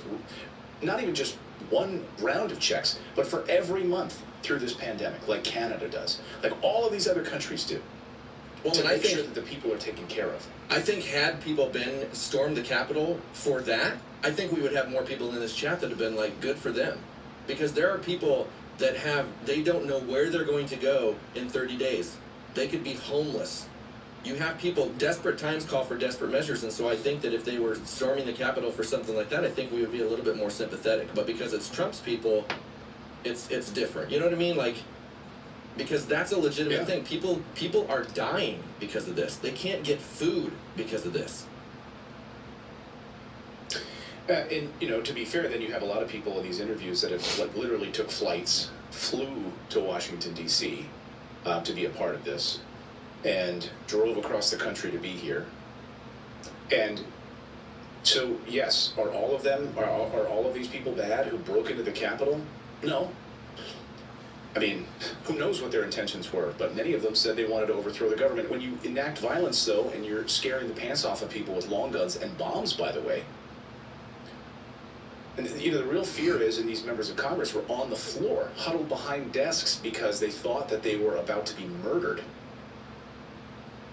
So, I'm never going to condone any sort of violence. Today I was reminded of, in December, the Sandy Hook massacre, thinking about, those children who were just going to school, and these families that didn't have their kids anymore after Christmas.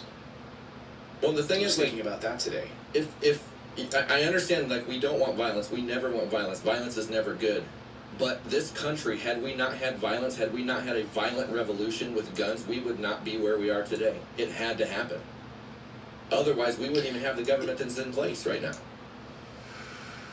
Perhaps. Or you could look to Portugal, for instance, as an example. In the 1970s, they overthrew Salazar, dictator, threw him out. How did they do it? With not one death. Nonviolent uprising. Threw him out. Got rid of all of the scary sort of Gestapo military police. Got him out of there.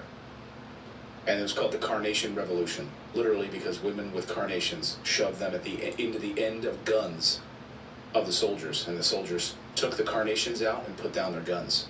And in Iceland, the people. Iceland was able to do it too. Completely rewrote the Constitution. Yeah. Threw the bankers in jail. And I've been calling for this. I've been saying, look, I believe we need to have an uprising in this country. But we need to do it peacefully, and we need to throw out these people who are at the center of this corruption. The people like Mitch McConnell, the people who continue to take money, from the military-industrial complex and fuel this massive divide in this country. And I think, I don't know if, David, you were with me on the show yet or not when we started the show together, but I've been saying all summer, I really feel like we're getting to a point in this country where it's going to, let me know in the chat if you remember me saying this, but almost like Dark Knight Rises, the third of the Batman movies, where you have where Catwoman says to Bruce Wayne, this can't go on, when so few of you have so much and the rest of us have nothing. There's a, what did she say? There's a storm coming, Mr. Wayne. When so few have so much and the rest of us have nothing. Well, and that's what's happened. And this is exactly why why politicians need to listen to the people, because you totally could do non-violent, and it totally, I'm not advocating for violence at all, I don't want it either, but if you constantly are not listened to, like we've taken their polls to let them know what we want, we've written our congressmen and senators, we've done campaigns with what do you call those, I always forget the word, where they petitions, we've taken petitions, right, and all of this, and petition the government to tell them exactly what they want, but they keep lining their pockets, they keep listening to big donors, and so at the end of the day, people don't know what else to do because they're not listening. And this is why they need to listen, because if they would just listen to the people and do what we actually let them know that we want, this would never happen. I'm just trying to think back to Occupy Wall Street and how, it's amazing to remember how the media played that, right? It was like these crybabies, these like hippies that are occupying Wall Street, and it was it was a lot of the right-wing media that was saying, like, look at these little babies that don't have jobs, they're down there on Wall Street complaining. Remember that? There's like a lot of the conservative media, like, look at these dirty, like hippies hanging out down in Wall Street, demanding equal pay, wanting equality, down with the 1%. It's all part of the same issue, isn't it? This like undercurrent. 20 million people without jobs in this country. By the way, tomorrow morning on our live show, we will have the latest jobs numbers. Friday, tomorrow morning, 9 a.m. Eastern Time. And it'll be interesting to see as we are heading into the darkest part of this winter right now with the record-setting day of COVID exposures, by the way.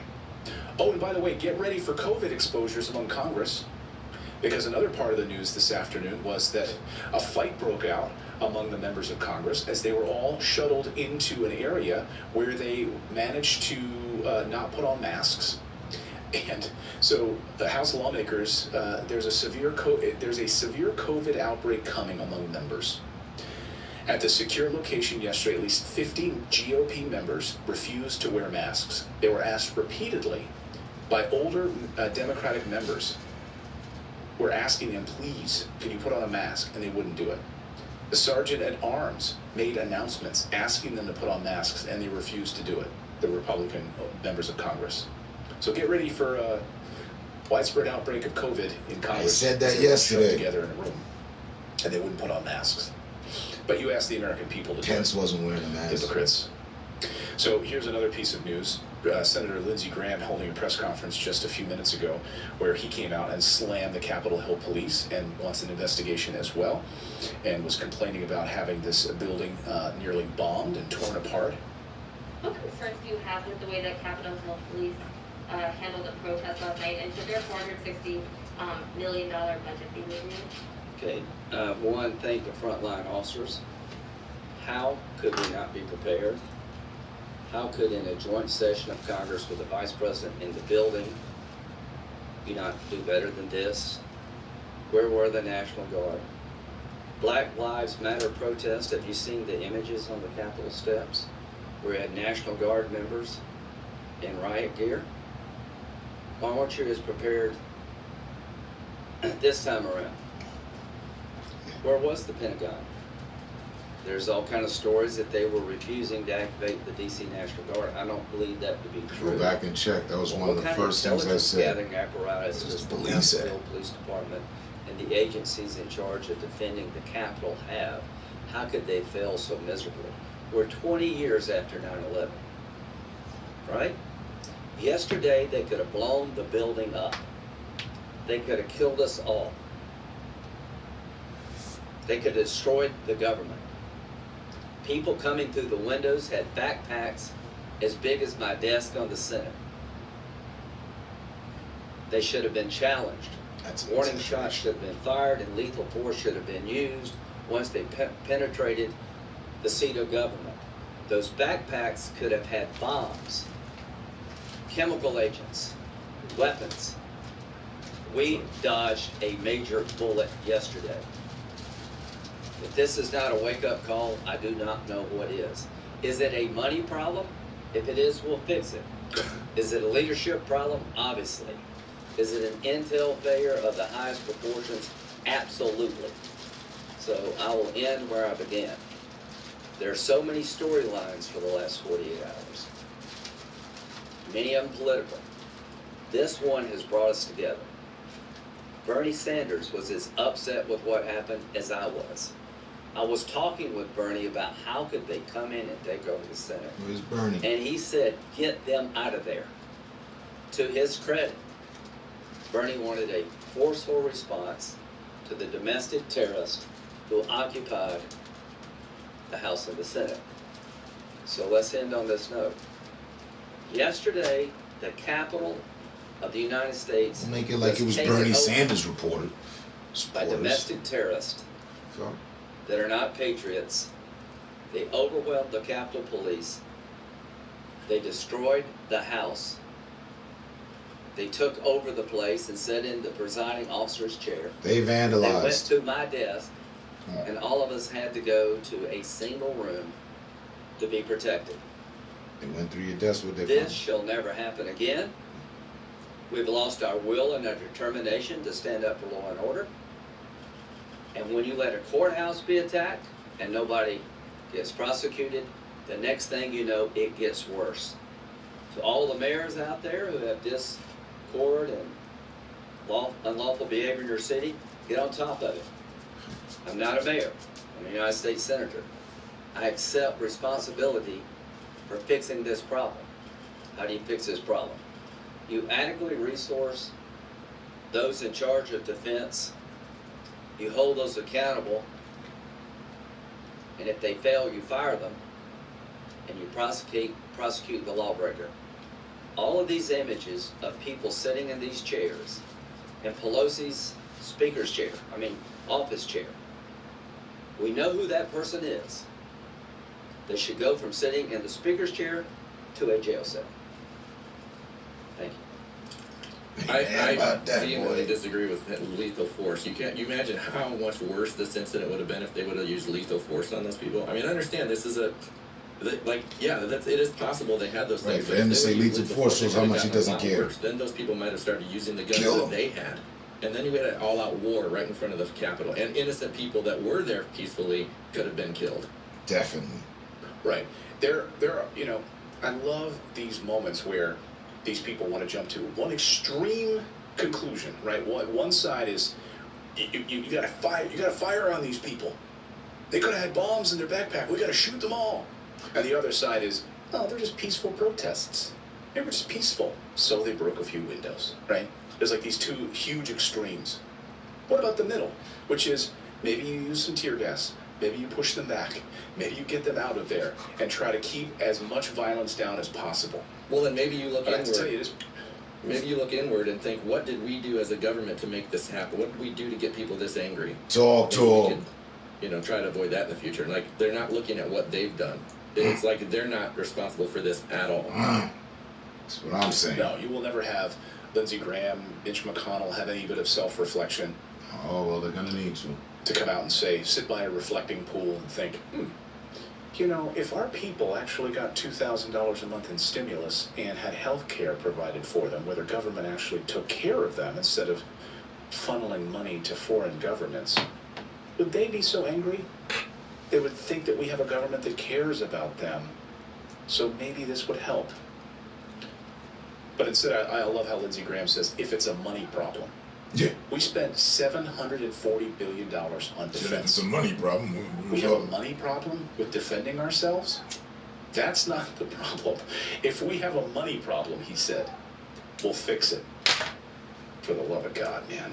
And by the way, did you see the gallows that were set up yesterday? So these pro-Trump supporters set up gallows outside the Capitol. Wooden gallows. And just so you know, Clayton, the estimated U.S. military spending is $934 billion. It covers the period October 1st, 2020 through September 30th, 2021. Oh, okay. So we don't have enough money then. I just want to be clear. Yeah. $934 billion. So, Yeah. So the gallows were erected near the Capitol building on Wednesday. Wooden structure with an orange rope and to hang someone stood outside the government building. Someone brought that. Thought it'd be fun to bring gallows. They had enough time to set up gallows, and the DC police were left flat-footed. Like, hey, let me get my binoculars out. It's like a Monty Python sketch, isn't it? Like, I know, like, hey, what are we supposed to believe? They open the Trojan gates for horse. him. Yeah, they open the gates for him. It's like a Trojan. It's like an invisible Trojan horse, like a ethereal. Like they can see right into it. You guys got this big horse. Well, that's cool. I don't know what all these people are inside with weapons, but you know what? Go ahead, push it on inside the Capitol. Thank you for the gift. Come on in. Sure. Thank you for this lovely Trojan horse. Here, let us move this Python sketch. Let us move this gate out of the way. Do you remember that scene from The Holy Grail when, like, all through the night they hear sawing in the background, and, like, they're up there, like, looking with their spy glasses, and they're like, "What is that?" And they hear, and hammers and nails all night. They're like, "What is that? What is that?" And they're like, "Oh, it's a giant wooden bunny. Come on in here, bring it in." And they forgot to get inside of it, of course, was the joke. But yes, so they're like, Capitol Hill police, like, what is that over there? Oh, they're erecting something right next to the Capitol, and there's protests. That a gallows? Yeah, like they're gonna hang people. John, it's my lunch break. I gotta go take some more selfies with some people. Can you cover for me? Hope you're alive when I get back. Going down to Chick-fil-A. Oh man. So, if you're just tuning in, calls growing for Trump's removal, as multiple officials are now resigning. Pelosi calls on Mike Pence to invoke the 25th Amendment. And cabinet member resigns. Elaine Chao has resigned. Multiple members of Congress, including Republicans and Democrats, are calling on the president, are calling on Mike Pence to invoke the 25th Amendment. Will it happen? Articles of impeachment have also been drawn up and are ready to hit the Capitol floor. This is an amazing moment. By the way, a lot of people wondering about this. I've seen this circulating throughout the afternoon, of course, this conspiracy theory about Antifa that's shown up. And, of course, Matt Gaetz yesterday, the congressman, stood on the floor of Congress and said that those people that were behind the desks, those people that were behind the desks in the Senate, one of them wearing like all kinds of facial makeup and so forth, that those individuals were in fact Antifa members. Well, they are not. And the facial recognition company that Matt Gaetz referenced yesterday in the Capitol says that this is outright false, and now they're demanding a cease and desist. The company that makes the facial recognition software that was featured in this Washington Times story, they claim that they identified an Antifa members among the mob that stormed the Capitol and sat inside the Senate. The company's name is XR Vision. They told BuzzFeed News it had asked the conservative news outlet for a retraction and an apology over the story, which Representative Florida Republican Matt Gaetz cited, who's an ardent Trump supporter.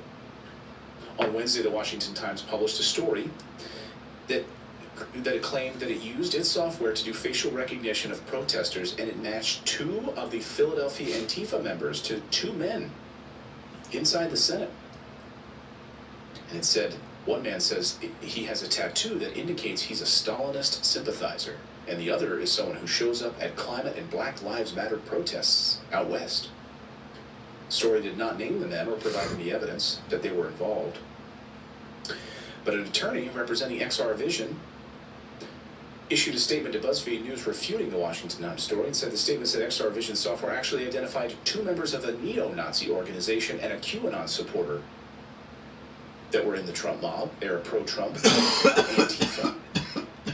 They said our attorney is in contact with the Washington Times as instructed them to cease and desist from any claims regarding sourcing of XR Vision analytics and to retract the current claims and publish an apology, says the statement. And the story was published with the headline, Facial Recognition Firm Claims Antifa Infiltrated Trump Protests Who Stormed the Capitol. It went viral, of course, and I've seen comments on our YouTube like, Clayton, don't you know it was Antifa? They used facial recognition software.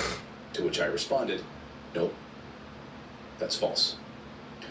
the company that was featured in that story says it's false, and that it's exact opposite. They were actually neo-Nazis. In fact, one of the guys that was he was behind the Senate desk. He was behind the clerk's desk. The guy that had like the big horns and everything.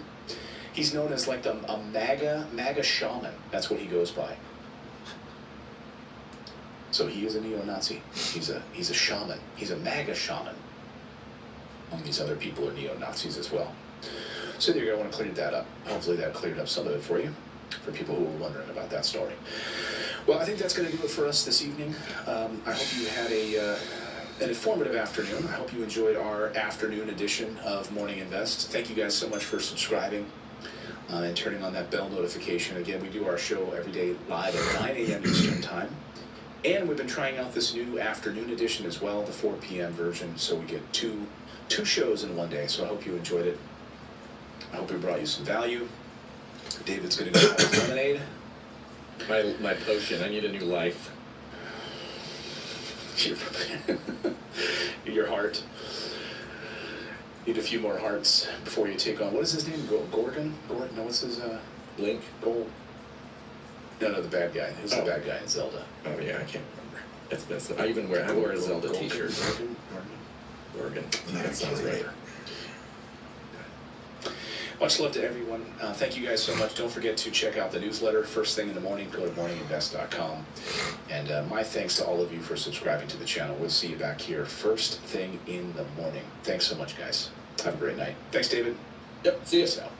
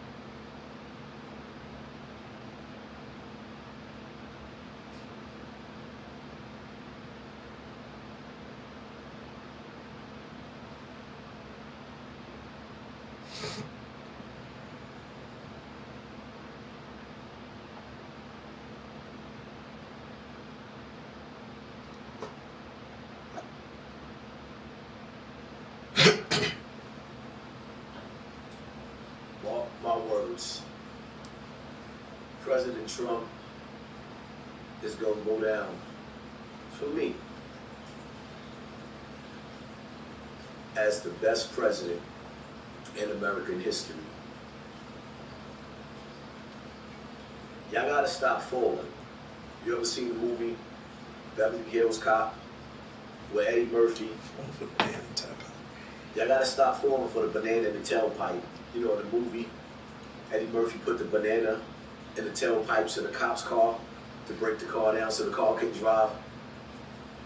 Y'all gotta stop falling for the military mind games. Stop believing everything that you see, everything that you hear. Let me take y'all through memory lane, right? In America,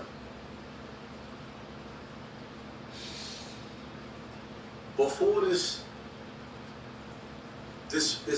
flu, this form of pneumonia, this flu, started being unleashed all over us, before the knee on the neck of old boy that had his knee on his neck with the China man and the white man and the black man, he had the knee on his neck. Remember, y'all know what I'm talking about. I don't even want to say his name. You know, the military mind games, right? Every other country was going through an uprise, protesting, rioting. 2019 before. But Americans in America, I can't speak for nobody else, but I know Black America, hitting the strip clubs, hitting the clubs, doing what you did best on the block party, and everybody just enjoying life, weathering the storm, no matter what we went through.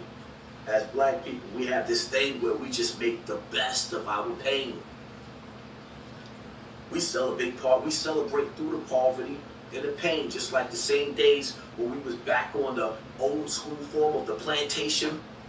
We danced, we sang, we learned how to cook that swine with the best seasoning. We made the best out of the best. We wasn't going through none of all of this. But as time went along, matter of fact, let me go back a little bit further to 2019. Understand something. From the early 90s, even before that, there's always been our military, the American Army, fighting a war. Whether it was the war 9/11, Afghanistan, the Taliban. We was fighting Iraq. It's just everybody. It was always wars and rumors of wars. It was always a war. And every time we turned around, it was a president promising to bring back our military. Dudes even took Gaddafi and rocked his snot box. Then put the images of his dead body on TV. They bodied him. They showed his body on TV. Saddam Hussein, they chased him into a hole. This is the president. Bodied him. Rocked his noodles, hung him. Put him on the internet like it was nothing. They pretty much established world domination all over the globe. Then we get to 2019. There's nobody else to conquer but you, soldier boy. So now as we sat back and we watched every other nation start protesting and beefing for whatever issues that they had going on in their country. Over here in America, we was party and bullshit and party. We was living our best life even through poverty. Even through our kids getting rocked in the streets by the whoop, that's the sound of the pump. We was still living our best life. We ain't care. It ain't bother us. But then they unleashed this form of flu. Blamed it on the Wuhan, the Chinaman. Alright, cool. Some say it's the Chinaman, some say it's Fauci. All the black people in the house, most of us was chilling out, trying to figure out, alright, is it real, is it fake? We paying attention. That started dying down. Guess it wasn't moving fast enough. Next thing you know, we see images all over TV. The black man on the floor with his knee on his neck. And the Chinaman standing there while his brother-in-law put the knee on the neck of his co-worker from the club. Who wrote this script? Like, really? Who wrote this script? So now, boom, all across America, you see the uprising, the uproar of Black Lives Matter. Tamika Mallory, all over the news, with a beautiful angelic voice. If they want to burn AutoZone and Target, let it burn. She just basically told the youth of Black America to burn down Black America. And they did it. And didn't go to jail. Hold up. Wait. She actually gave the hit on the news and didn't go to jail. The vets didn't come get her. The DEA didn't come get her.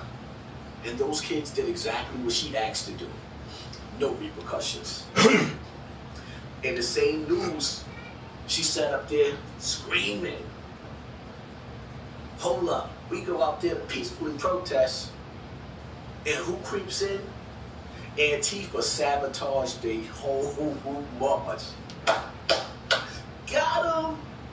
So now, we moving right along. We see these Trump supporters marching to the Capitol building. And They doing their thing. They rising up, going up to the steps, looking at their cousins, the same officers that let them pass. This is their family members. Some of them. Family ain't going to war with family. They might argue and fight, so they let some of them pass. But the reality of it is the ones that stormed that building, that Capitol building, and went amok was Antifa. It wasn't even the Trump supporters. It was Antifa.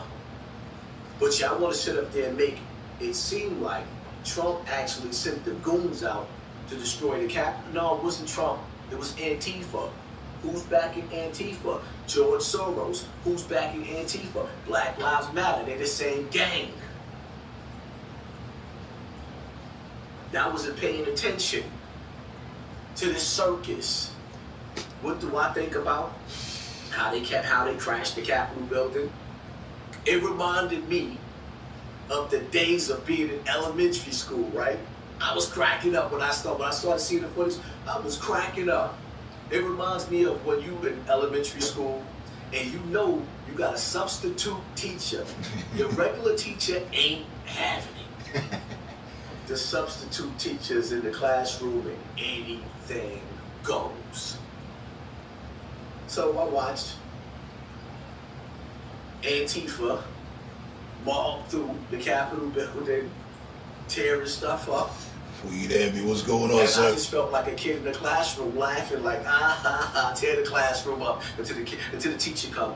I thought it was funny. I sit back and I see all the people on my Facebook page sitting up there crying. Cry me a river. Oh, yeah, I wouldn't let black people do that. No, the truth of the matter is, that's a lie. Because under these riots, remember? Starting with the last one, with the dude that knocked his mom and father out, and y'all said he was slow to justify the fact that he chased the police with a knife and he popped him, and I was laughing when he popped him too, like, I laughed, I thought it was funny. I thought it was funny.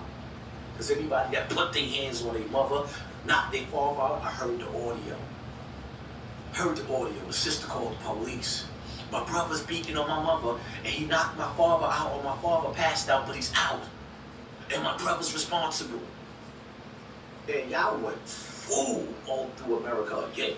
Just any excuse. When the puppet master dangled his fingers, y'all want to do what the puppet master wanted y'all to do.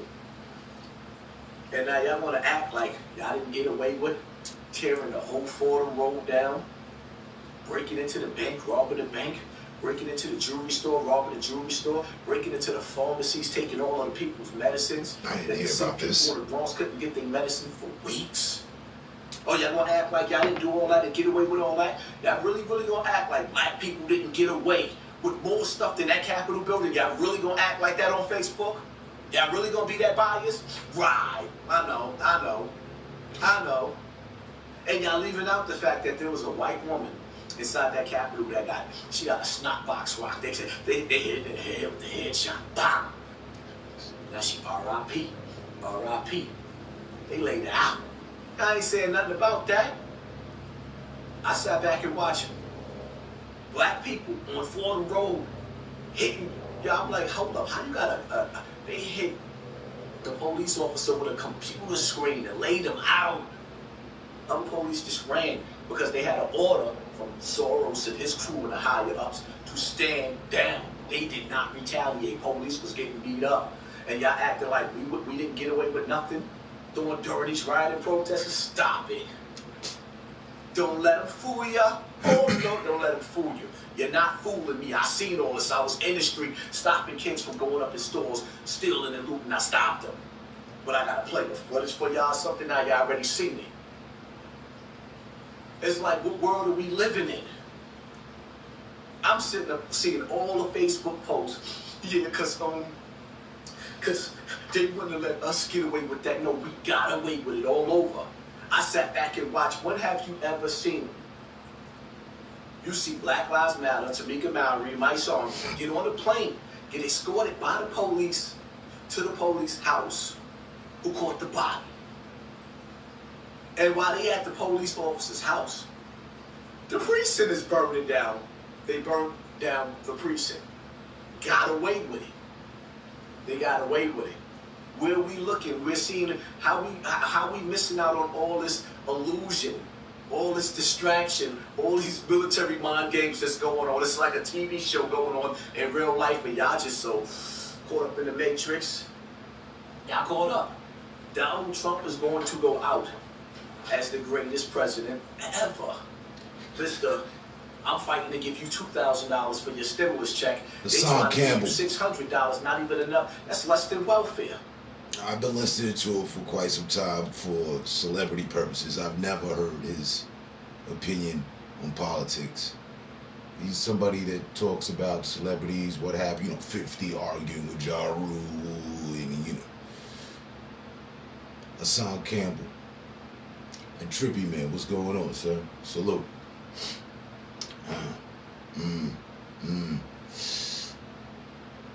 I hate when somebody's right but yet wrong.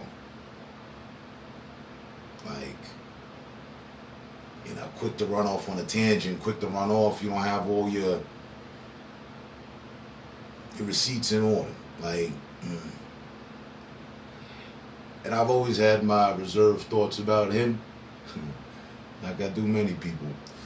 And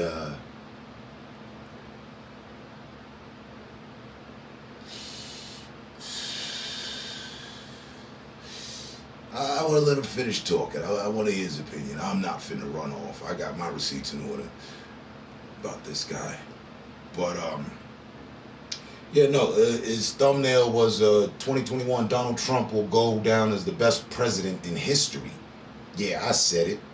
That's the thumbnail. And I'm like, oh, okay. I'd like to hear your opinion on that. What's your take on that? How so? Make it make sense. So, here we are.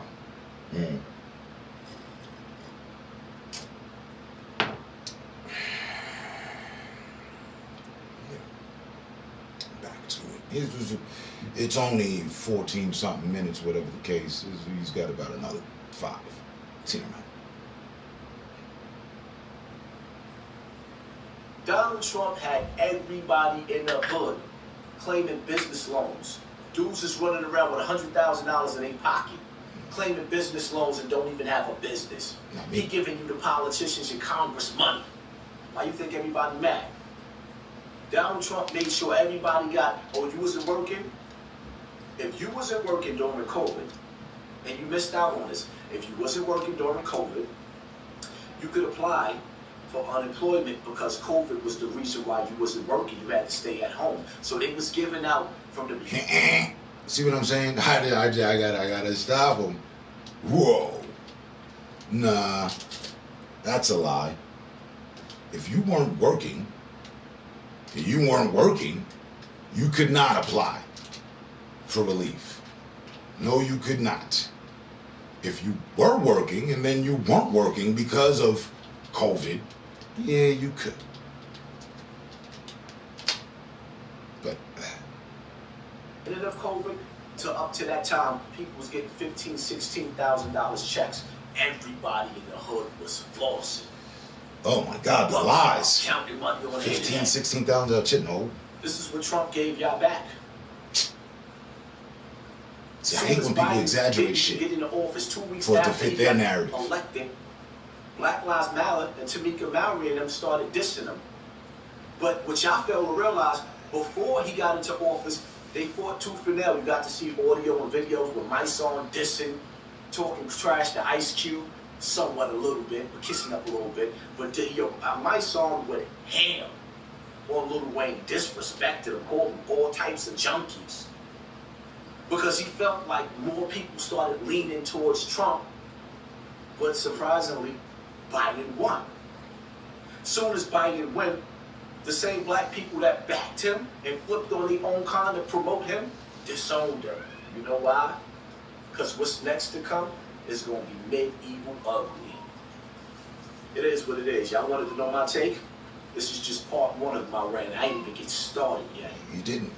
To anybody and everybody that was on my Instagram page, mysteriously, the same way they kicked Trump off of Instagram, where they kicked me off too, I don't even know why they kicked me off of Instagram. The day before yesterday, one of the two, So my new Instagram page is on, I believe it's Team Hassan Campbell. Anybody that subscribed to my Instagram page today, I'm following you right back. It is what it is. Everybody that followed me, I'm following you right back. Yeah. So we'll take it from there. Let me know what you think about this video in the comment section. Make Thumbs sure you hit down. the like button if you feel this video and you really, really rock with me. Share this video because they slowing down my videos. I rock with you, but hey, it is what it is, man. To me, it is. I like the script because all of this is written. The ink is dried and the pen is lifted. All of this was preordained. It was pre-written. It was pre-scripted. It's sort of like the movie or the TV series, The Simpsons. The only thing that I'm waiting now to see, like in The Simpsons, it predicted what? The last and the final stage of this game that they're playing is Donald Trump getting this snot box rocked. R.I.P. R.I.P. That's the end of it. That's the end game right there. So now I'm waiting to see if The Simpsons is going to fulfill the prophecies. Let's just stay tuned. Let's not. If you're fucking basing your goddamn future, your life off of The Simpsons, hey man, let's not have in-depth conversations. And I'm sorry to hear that for you, Abby. For real, for real. But you're still here. And see, so what he was saying is bullshit. Where's the $16,000 check and all that? Why you couldn't? Because they put a stipulation. We were in here talking about it the other night. They put a stipulation in there. You can't quit your job. You have to be released from your job in order to claim. And if you didn't have work at all, right, you were unemployed, well, you remain unemployed. And you're not going to be able to claim unemployment. No, he fucking twisted shit. For sole proprietors and independents and self-owned business people, they were allowed to claim unemployment. That was something that never happened in the history of this country that they made possible. That was it. And wasn't nobody getting no motherfucking $16,000 checks monthly or whatever. It's so apparent to me he wasn't getting anything, because if you know, then you speak on it and you know what the fuck happened. The unemployment, the whole thing, they promised Americans, the American workforce, those that could apply for it, to cover 80% of their wages. Whatever you made or whatever you was making, they'll cover 80% of that. You had to prove, yo, look, here, boom, here's my taxes from last year. I made X amount of dollars. So go on, cover me. Y'all said, go inside, stay safe. You're going to cover the 80%. All right, I'm going to rock with that. All they did out of that 80% was cover 25% for the first quarter. That was it. First quarter, that was it. It was looking good. Then he was like, oh, people getting rich. People were running scams. Not the people that claimed that they were supposed to do what they were supposed to do. Other people running scams. Businesses getting rich. Yeah, there was some people getting rich for sure. But that is to no fault of the person that's following the rules. So, but now they come down on everybody. You know what? We're just going to starve them out. Motherfuckers didn't get bread till just about yesterday. Man, shut that shit down, man. Fuck, he talking about anybody else? I don't know. Fuck out of here.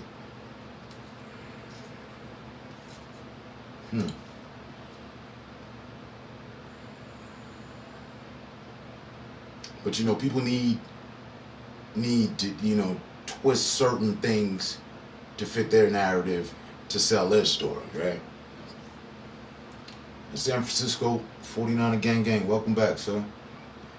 Good afternoon. Where were the armed vehicles with the water cannons on top? Oh no, they got new shit. Sound waves. Shit that'll make you throw up and make you fuck with your vibrations and shit. Make you very uneasy. Make you shit yourself. They got that. Should have broke out the new stuff. Yes. He did have points. His points, I believe. That was the first thumbs down I ever gave him. Nah.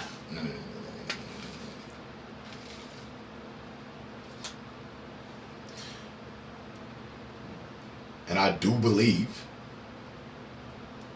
it was an inside job, you know what I mean? One of those situations, because yes, you can watch and see they move the barrier back. There's a certain group of police that just were like, hey, you guys come on in this way. How that was able to happen is, it was intentional. You mean to tell me that the United States intelligence knows about all other threats and who was going to make moves, and we caught them on the way because, you know, we had been listening and following forever.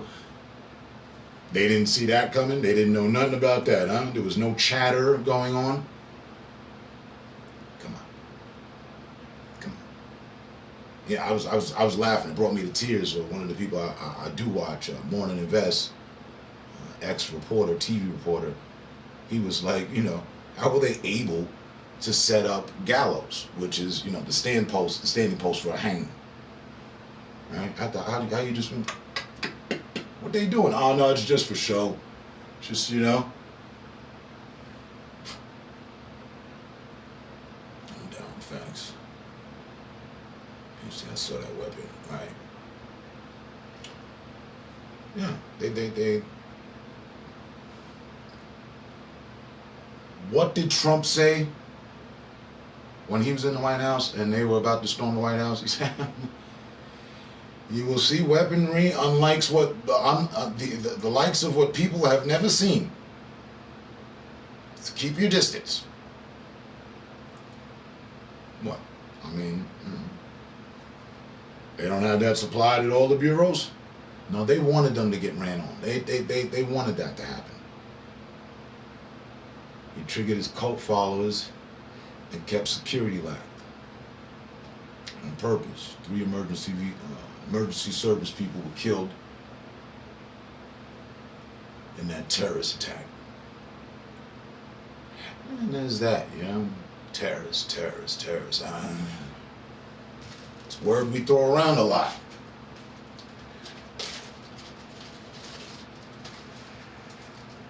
Domestic terrorism.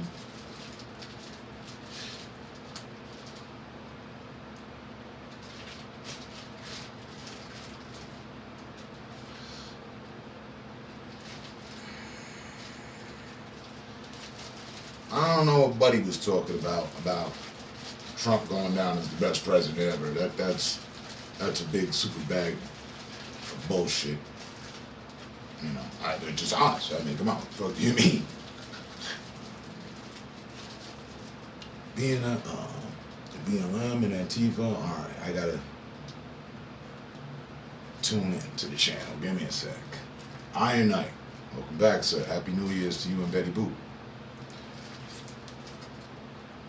Say term former agent said they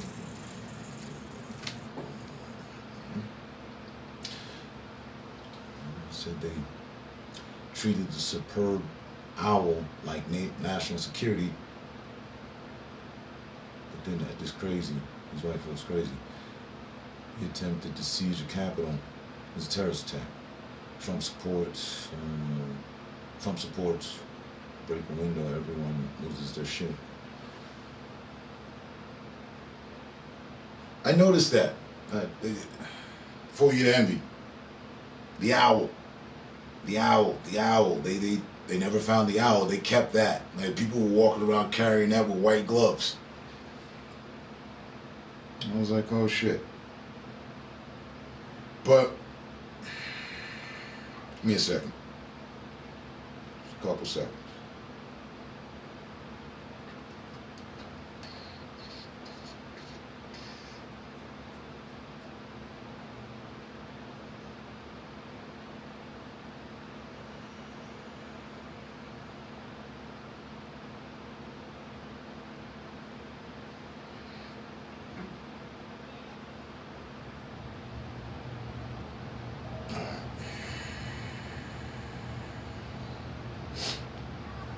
Hey Google, play Chill Hop Study Beats. Okay, check out this Chill Hop Study Music station on YouTube Music. And catch up. This is probably the realest video you've seen all day.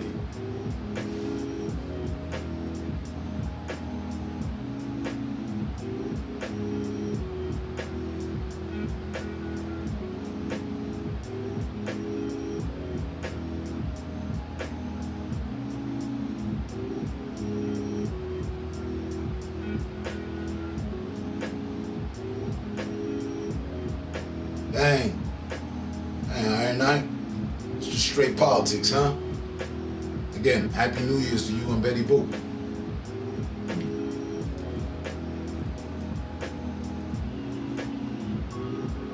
Show up with greetings, sir. But I understand your anxieties for the matter. I've always seen you texting about our politics.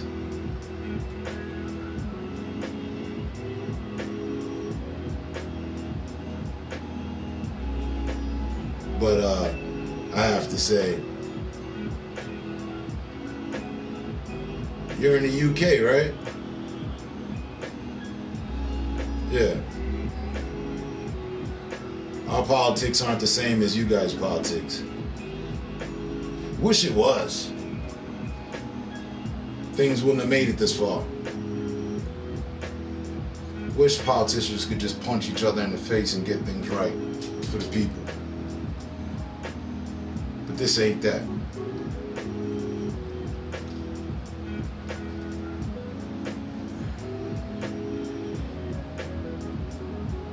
T-Killer, where's my pot roast? The irony.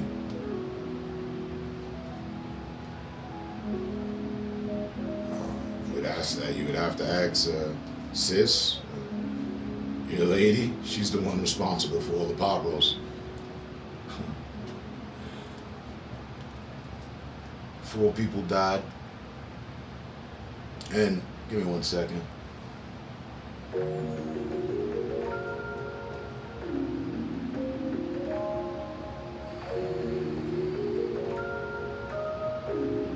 No, Scotland? Okay. I thought it was UK. Still.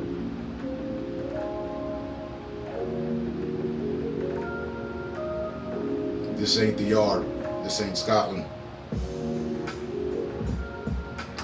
Oh, wow. Respect to Scotland, you know. I've got your flag right there on my hand. That's the Scottish flag right there. But, and T-Killer, salute to you and Lily and the fam. Good to see you. You guys didn't make too many stops last year, but we can make changes for the future.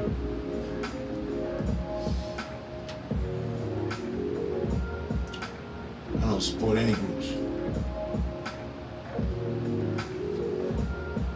I'm American, that's it. I don't support any political party. I support equality and acceptance. I like that party.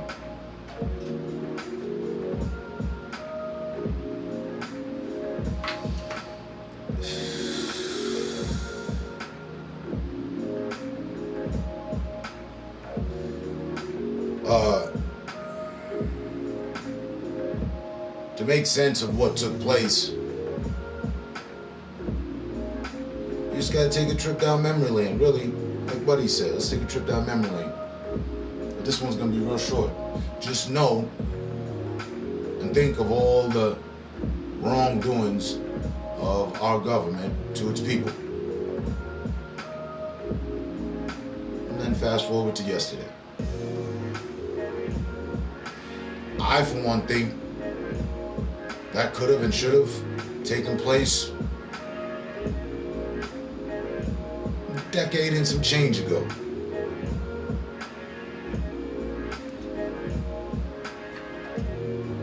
I also think things could have been, you know,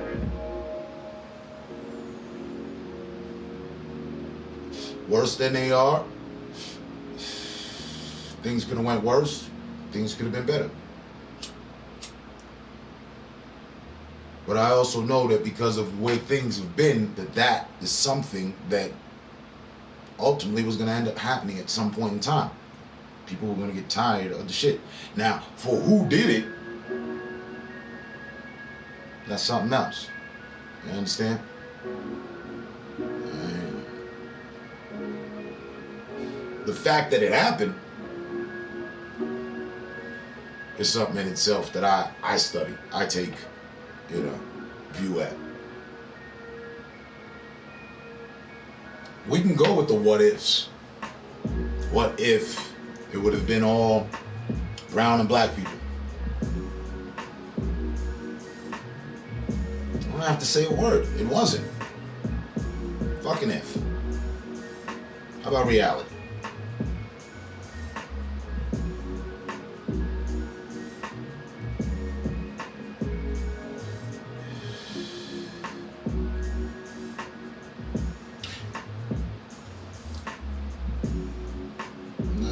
He had some slight points. The guy that was speaking earlier.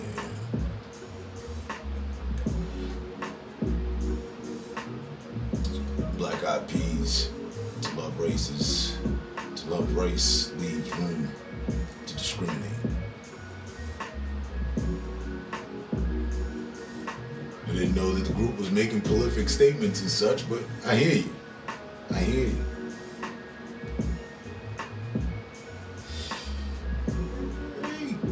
their group promotes unity. There's a member of every race in the Black Eyed Peas, right?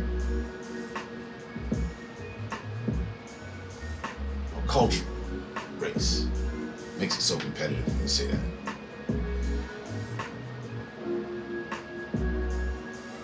What took place yesterday was bound to happen someday and could have happened before yesterday. It is my belief that because of their mistreatment, not Trump, he told his people to come support. He's told his people, and politicians have told their people to come support them plenty of times. So, because it happened, do we put it on his shoulder? Did he tell them, yeah? Does anybody have any emails, any secret burner phone with the messaging from Trump to one of the leaders? All right, no more standing down. Push forward. Is that out? Because if it is, then we got something to go on.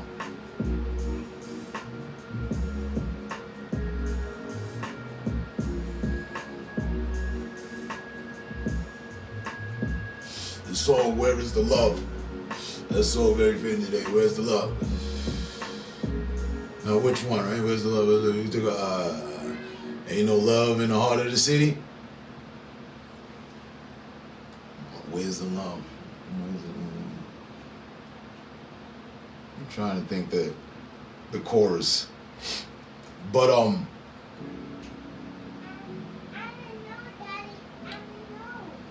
with Black Eyed Peas.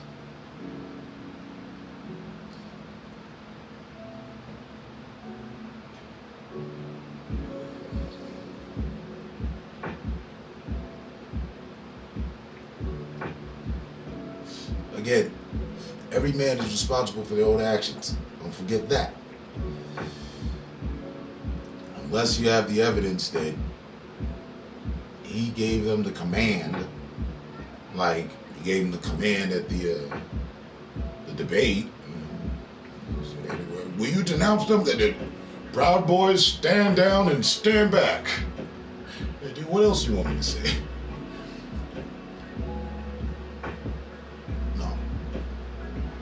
Every man's responsible for his own actions. So every person that chose to do what they chose to do was on them. They're not receiving paychecks from Donald Trump. Is there proof that he sent money out to mass amount of peoples for them to do that? If there is, let's talk about it. Otherwise, I'm with the idea that the people were tired. enough is enough. Time to show force. So whether it was an inside job and somebody knew the people were tired and they said, well, they're not going to do anything. They're just going to vandalize the place, scare people. Promise, nobody's going to get hurt. I think that was the plan. I don't know. But I do know there's plenty of people more so that are like, okay, yeah, now some work will get done. Or yeah, that should have been happening. Because they don't give a damn.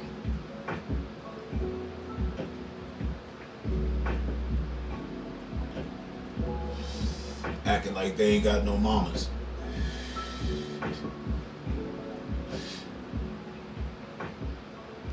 Motherless child. I like that song. Did you hear about the WF on the bullhorn inciting the riot? The WF.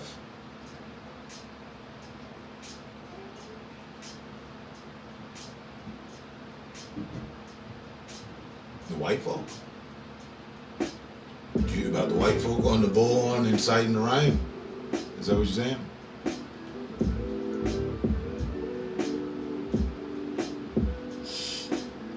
No. No. I actually spent time in the Senate. I didn't step out and watch the riots. I checked it for a second, for a bit, I did a whole graveyard shift, so about 2-3 hours. But then the remainder was in the halls with them, and I was just listening to each politician and their immediate real-time take on the matter and what was going on. And again, after all that, there was one person, I forget their name. There was only one person out of something of, 100 plus people that spoke. There was one person that made mention of the lady being a soldier that passed away and how blood was spilled in the halls, but they didn't finish out and say that we should stop this process altogether right now and adjourn till Monday. They have adjourned till Monday, but they finished up that matter, and they shouldn't have, I feel. So yet again, putting politics before people's lives, and then coming back today and then screaming, crying, I was scared. Yeah, I bet you were. But what about the fear of the people that are being forced out in the street by your actions? What about the fear for the people that are already in the streets because of your actions? Oh, white female. Okay, did you hear about the white female? I'll go on and sign right now. I said white folk.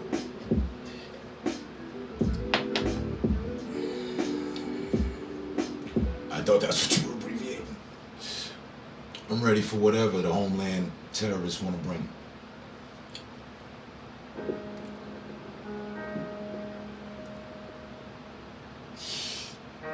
And I think people have overlooked and forgotten that they asked for this. Mitch McConnell, Nancy Pelosi, not really. She was quiet. She really didn't make a statement. Too tough. Mitch McConnell, he was like, I'm not giving in to terrorists. I don't care. I have 10 other estates. Oh, yeah? That's a fact. That's cool. All right. We catch you on the job. He ain't got 11 different offices to work from. That, in addition to, they just kept pushing, not caring about people. So, and people say, I hear a lot, there's a way to do things and a way there isn't. And the way to get them out of office is by voting or what have you, this, that, and the third. Right. But they just got voted in office, re-elected, some of them. And when they're in office, they have power for 6 years. Who's got time to wait? I'm gonna put that on hold. I can't just wait till the next voting process because I'm gonna get them out of here. Yeah, that'll be it 6 years from now. Nah, you want to do something about that 6 days from now. And that's what people assembled for.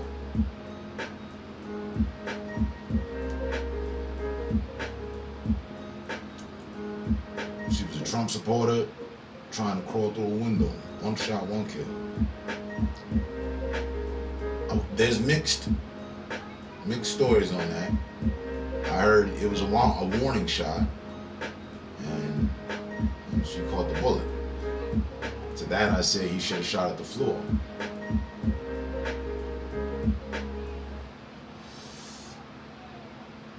But they knew that there were armed people in there.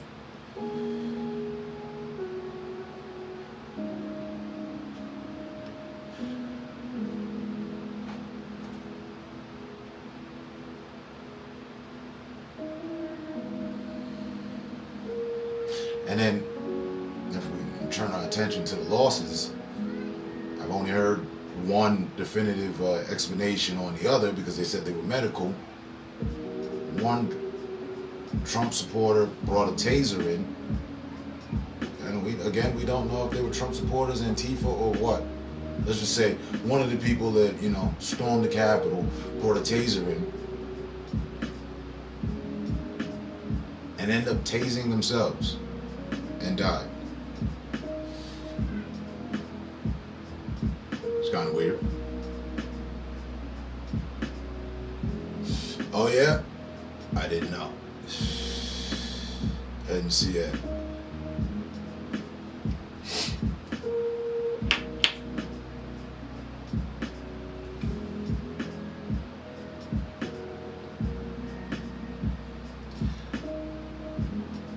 I'm not really one for watching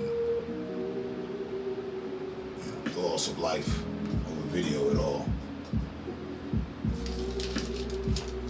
And I'll pass on because I have, no. Yeah.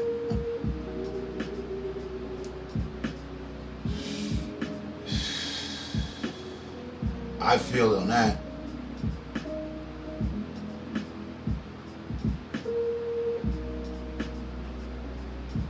I don't know.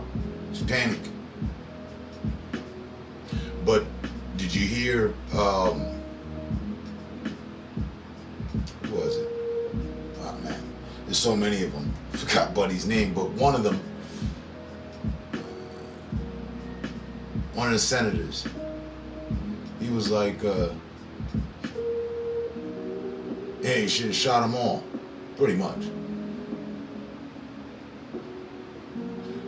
In that statement, that shows the disconcern he has for people. They thought it was a flashbang, but she never stood up. The truth is in the Secret Services and FBI hands. Mitch has an Asian, Vietnamese, Chinese wife, one of the three. I didn't know that. Yeah, I didn't know that either. It shouldn't matter. But his wife is getting gifts with M's on the back of them. He's seeing to it that she got a whole bunch of money. Her dad's giving him a bunch of money. Now things look a little indifferent.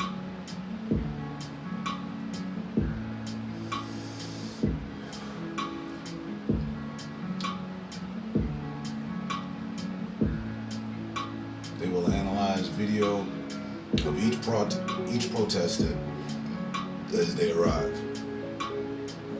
All Trump loyalists, you see. Well, again, can't go firing off at the helm if you don't have your proper target acquired. We don't know anything yet, except for what we've seen. So I'm gonna say, for what I saw from a distance, just watch it. It wasn't Black Lives Matter. It wasn't, the hood. It wasn't George Floyd, police brutality supporters.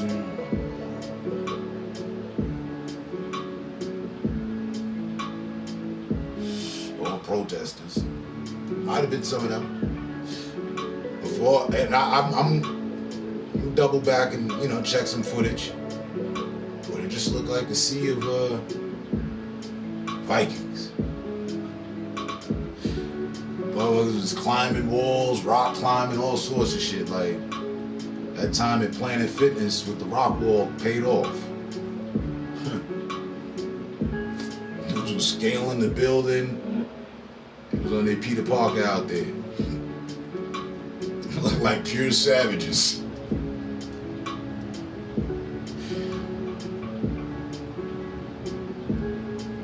But how do you want something that's being overran to look? That's exactly how it's going to look. I mean, the big difference, check that out though. When it was, the mall, I guess that was all right though, huh? People getting some TVs, people getting this and that, you know what I mean? Some sneakers, I don't know. I've never ran through one riot. Never been a part of a single one in my life. To where, we running in and looting and shit. So what's left? No. But that's okay though, right? We all be like, the business is good, man. They got insurance and shit. It's fucked up. And they should have, not done that, but whatever. Okay, what else is going on in life?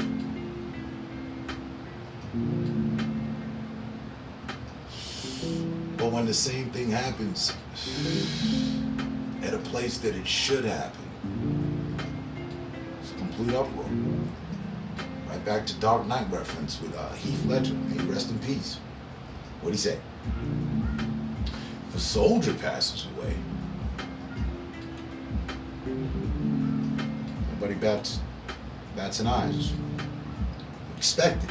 They put their life on the line. That's expected. There's respect there, and give them proper burial, what have you. It's not a certain uproar because they were at war. We knew we were at war, and we know we're going to take some casualties. If one of us, it's nothing. That's everyday news.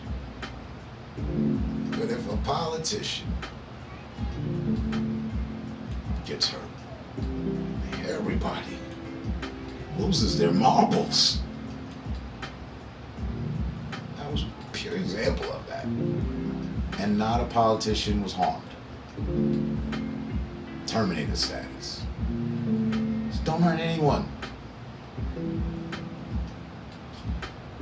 Whole lot of ruckus, not one casualty. On the people's side, casualties. On their side, no casualties. There were 3 other, and none of them were politicians, though. They just got shook up, you know what I'm saying? Got their blood running.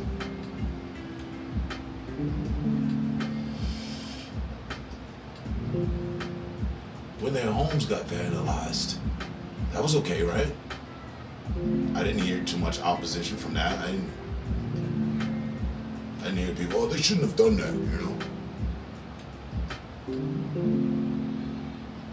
Seemingly, a lot of people grimacing and, well,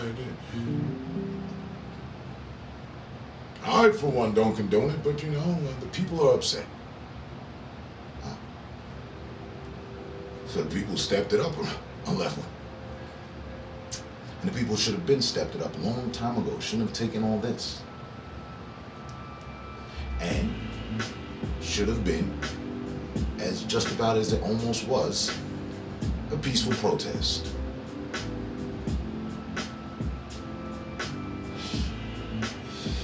I don't know if the nooses were for show or for real. That would have been different. That would have been very different. I don't support that. I don't like Nancy Pelosi or the politicians for what they do, but I don't think we should hang them. No, just get them to do their job that they've taken oath for.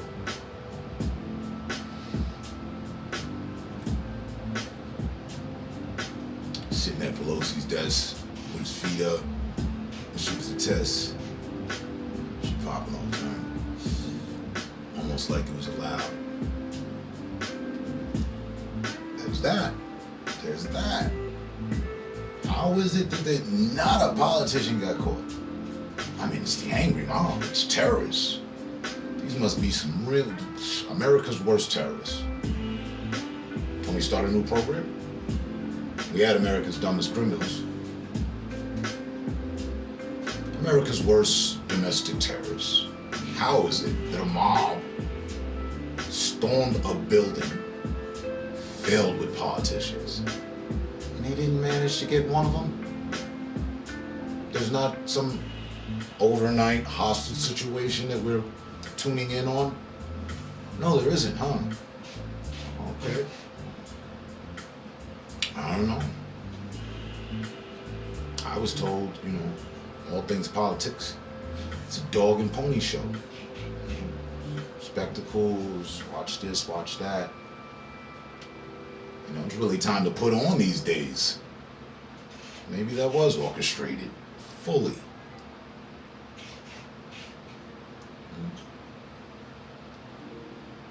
People resigned, but just the workers, they weren't ready. They didn't know. Nancy Pelosi said it herself. Hey, the younger ones, they didn't.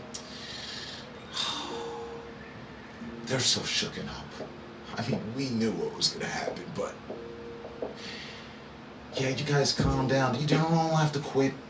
It's okay. It's okay.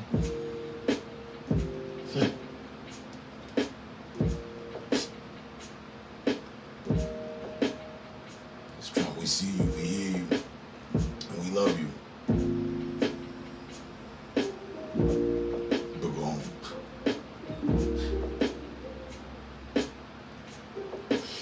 Floyd protesters, Trump. Thugs are making this difficult.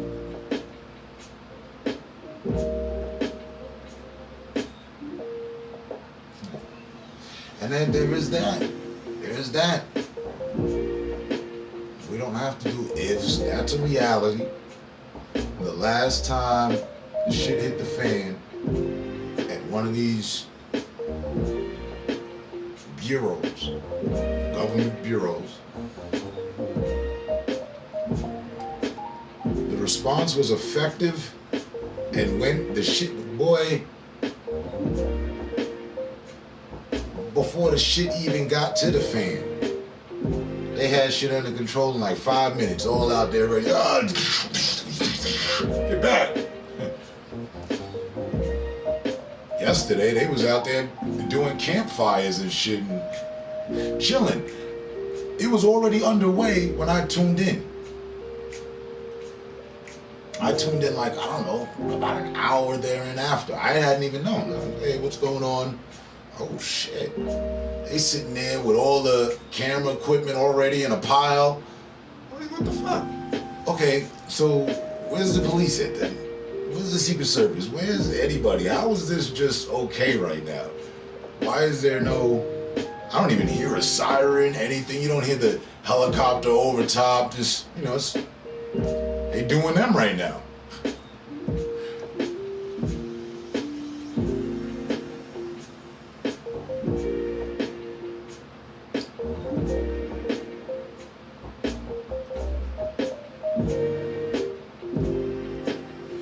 To the mayor, the U.S. military and forces are here ready.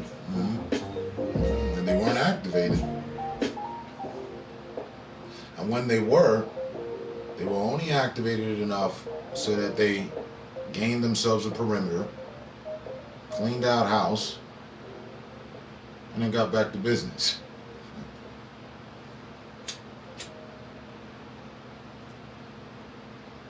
Now, I did hear that there were other, because I said that when I was watching initially. I said, hey, start a free trial now. If these people are that organized, and they get on their phones and start calling out to some other members of their party or whatever the hell, then this shit could pop off all over the country.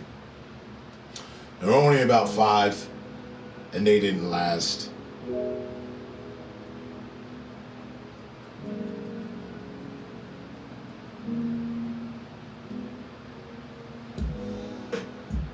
Now, who's at fault?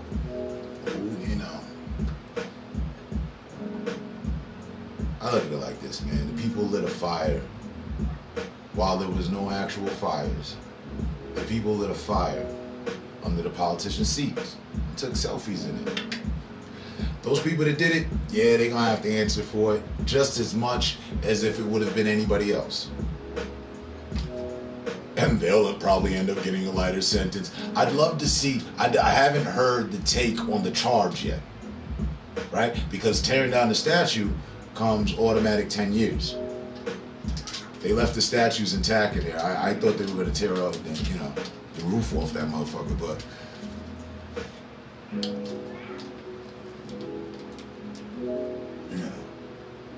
mean, it's officially been 24 hours since, right? Double standards. They were activated after the Floyd murder. I was comparing Trump's quotes on a tweet of Floyd and Capitol. Well, they cut him off. They buried his account for 12 hours. It's cool out, homie, cool out. But if he was invoking the shit, or did, because again, I've been saying this the entire time. As an influencer, right? You have to be careful of what you say. You could be cited for inciting a riot. And that is exactly what they're attempting to pin to him.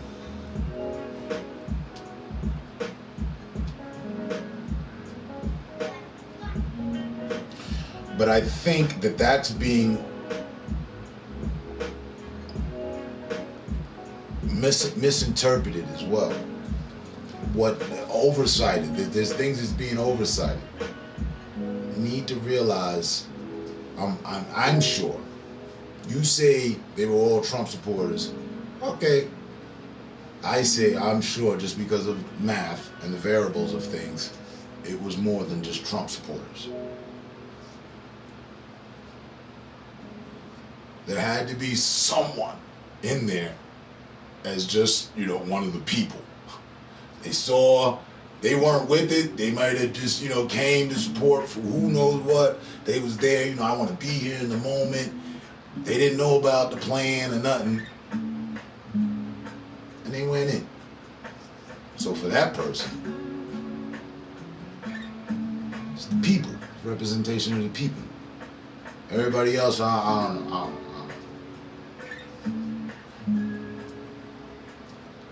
They took selfies with police inside the Capitol. Oh, geez, golly. Let them vent attitude during a terrorist attack. Gilbates. The Capitol event was a staged op. Psychops. I mean, hadn't we been all saying that 2020 was nothing more but a test by our government to us? The whole thing? This has all been a test when we've been the lab rats they've been watching. So why not give us, a little recreation, a little rec time, Get out an hour a day after lockout and just get the cut loose.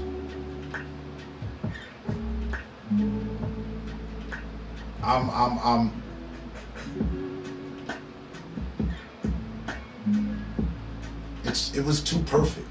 How were they able to get all of the documents? Every last page. Did you see the paperwork they were going through? They got all of that out. I mean, come on. By the 5-minute mark, it's straight pandemonium in this bitch. You're thinking about your life. There's an angry mob of terrorists coming through. You get the documents. Come on. No. But somehow, they got all the documents out. And you gotta watch a lot of these moving parts. Just like when the towers went down, somehow, They got all the gold out the bottom. They got all the gold out of there before them buildings came down, though.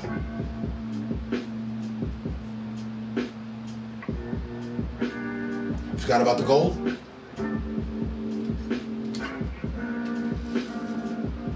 Them damn terrorists. They know everything. But it must have been just a mob of dumb terrorists that stormed the Capitol, because they didn't get a politician, they didn't get any paperwork. All they got was to take some selfies and be able to talk about that in a federal prison to their cellies sometime in the future. If they're lucky.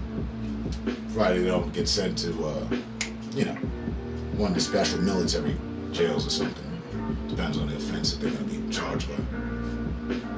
Some of them say treason.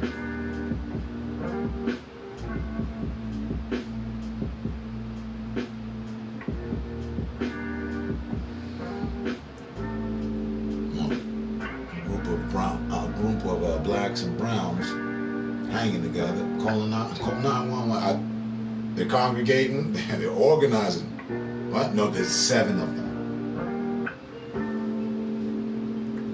Thank you, ma'am.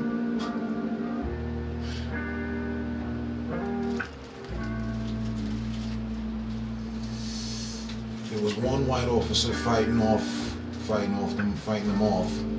One of the black officers held back. So when peace protesters stood near the White House, Trump said, I will open the gates of hell and you will see state-of-the-art weaponry you've never experienced before. But, yeah, I remember that part. I missed, what's that?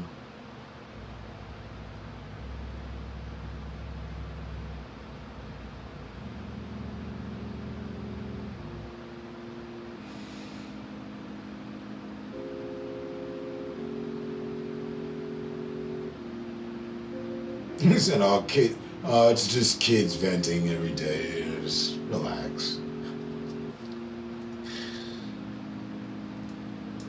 And it's ill how they went from it being a 16-year-old girl to a seasoned vet of the Air Force.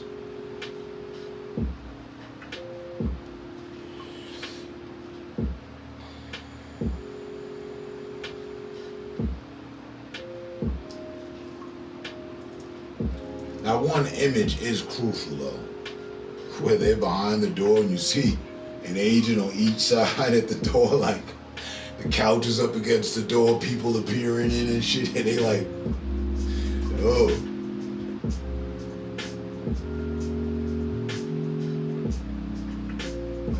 That was intense imagery right there.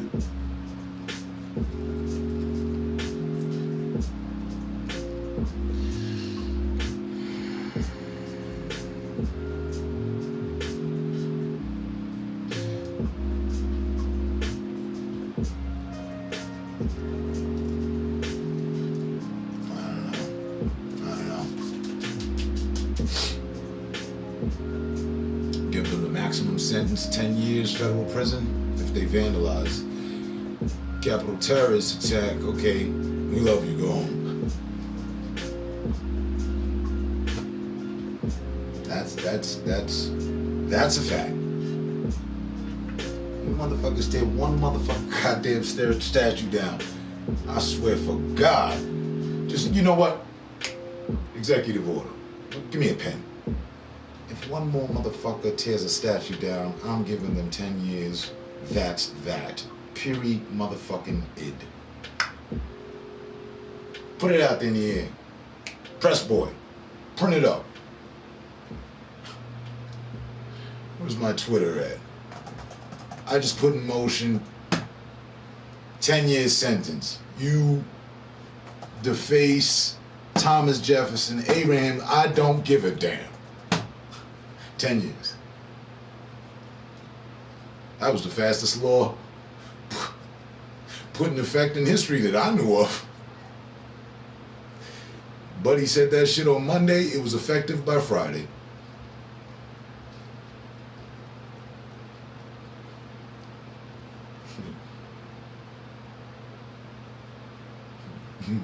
Motherfuckers is climbing and shit. Motherfuckers is rappelling in through windows.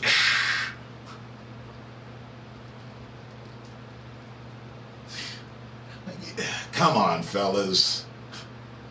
Show a little support. Go home. Go home. Now go home. Go home. Think it over, you know? Thank you, good looking.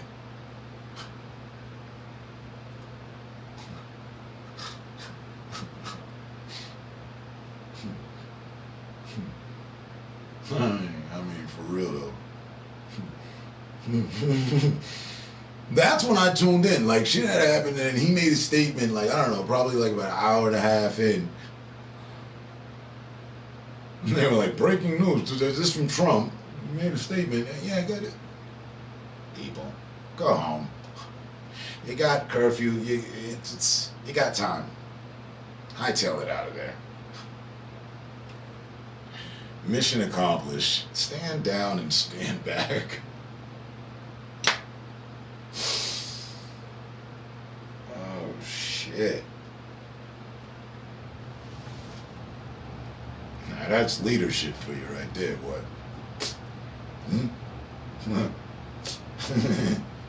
And the statues are still standing in the hall. I ain't heard nothing about a toppled statue. Nah, the people say, oh, no, I don't want 10 years. I'll go for this federal charge. It carries a sentence of 15. Goddamn.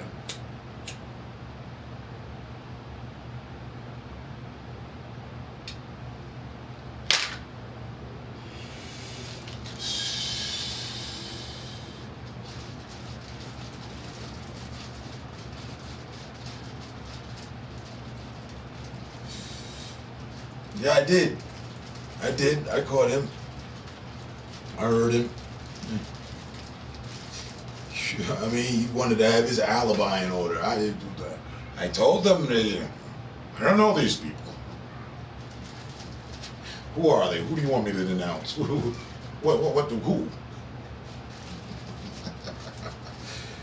Oh, man. It is an entire shit show. He said, we see you, we hear you, and we love you. You know? Now go home. How come the hood didn't get that speech? The people, the anti-Trump people didn't get that speech. You know? We see you. We taking pictures of all you motherfuckers. We got goddamn state-of-the-art technology. You're going to be dealt with. Now watch. Listen up. Keep it up. Next motherfucker that does something getting 10 years. Shit, sit quiet down. We will overcome. He got back to that non-violent protesting. Statues are still standing though. I thought at least they would get organized about it and do some night raids, you know what I mean? Just bring shit top of the fuck, what you talking about? You just see a mob of people, you can't define who it is. Nah, there was never any of that.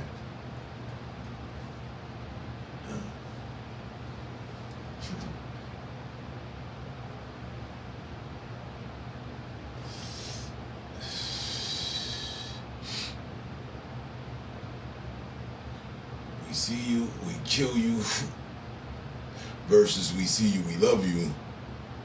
Big difference. Man. Like, hey, you know, I was part of the protest when it started. Okay? Listen, shit was getting out of hand and I knew it was gonna go to the next level. People were gonna start getting targeted. They were gonna bring in the face identification shit.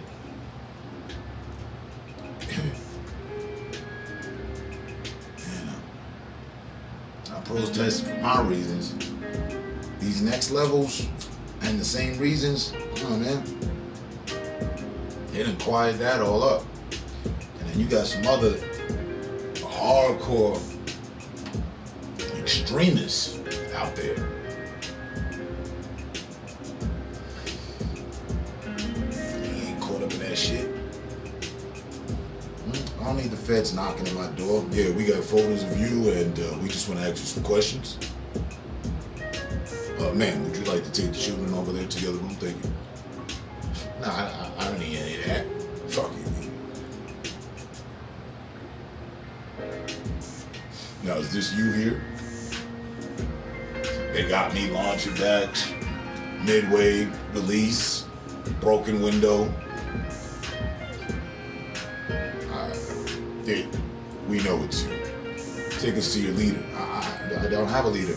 Lock him up. Head down to the office. Ain't none of that in my life. Fuck out of here. Been enough of a political prisoner as it is.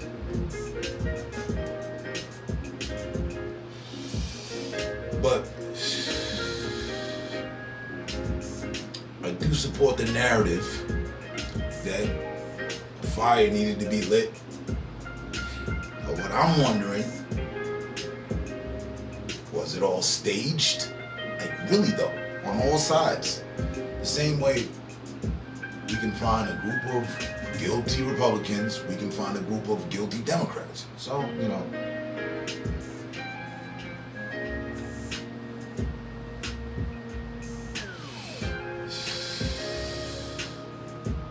To me, that was the people's version of flooding the swamp. Yeah, we look to elect people that would do it. How about we just elect ourselves? Hey.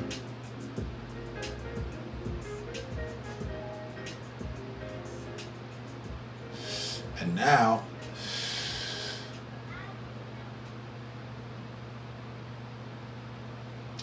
with all eyes on them, well, and all this has happened, you know, with all negativity, no matter how negative an issue is, there's always something positive to take from it. Well, let's hope that all things politics this year are better than they were last year. How about that? I mean, it's the seventh day. You know, it's been a pretty prolific last 2 weeks. Which I forgot about Christmas. You know, that was the people. But he had a problem with AT&T, 5G, whatever. He wanted to attack back at big company. Yeah.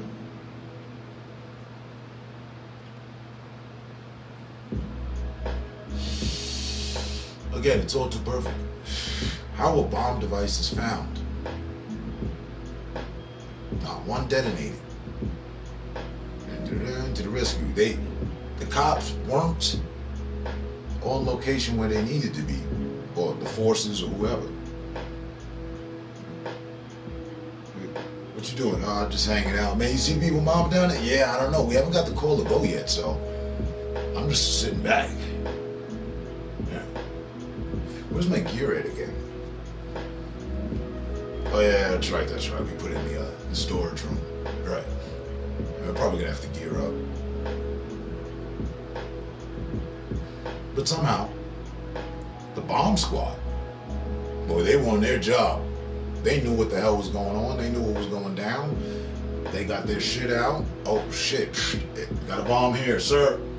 Bravo squad, we found one. Move in, defuse it. Aye, aye.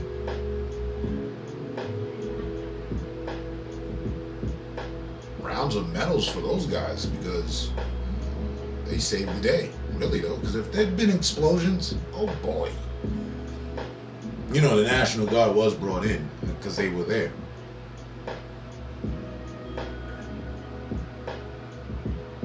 And they didn't get brought in until way later. The response time's horrible on all accounts. But the bomb squad, they found everything.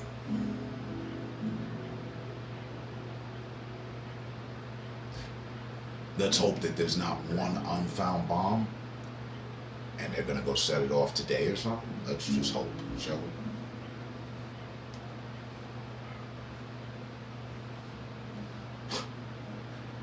You don't find that odd?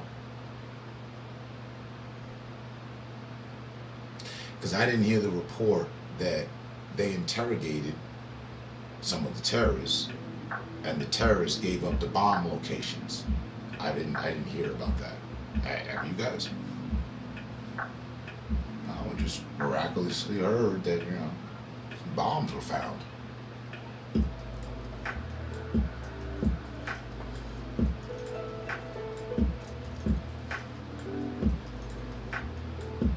But of course, because fake bombs had been churning up over the last 2 weeks, like one every week. Another fake bomb has been found. The bomb squad, you got to give it up for them. Seriously.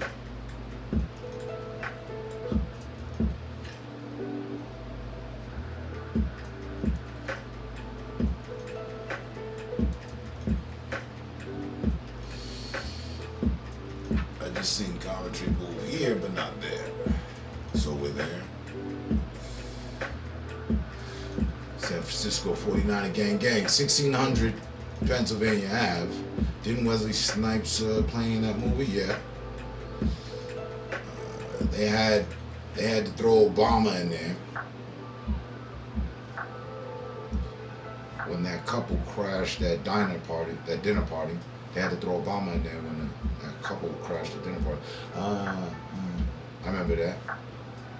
They were like, yeah, the president could have been assassinated. People used fake invitations to get into the party. Yeah. More of that security level measure stuff. Or that movie GGG.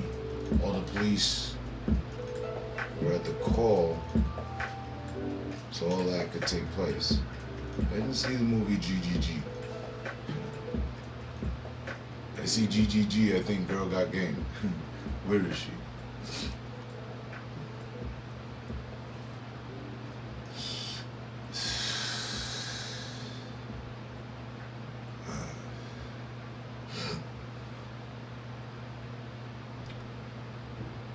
We must be being too progressive. Your Making too personal much guide to sense. the world of K-pop. Sign up for YouTube Music Premium with 1 free month. Selwyn Smith. Everyone can see.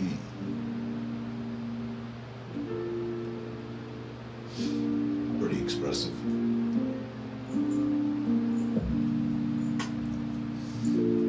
Selwyn Smith. Any relation to Patty? Patty Smith?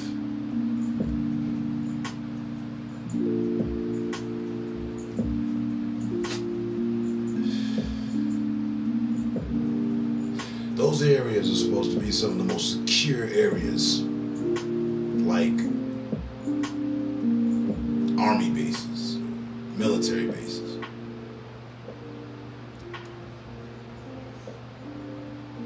It's looking like they're not. Or it's inside jobs.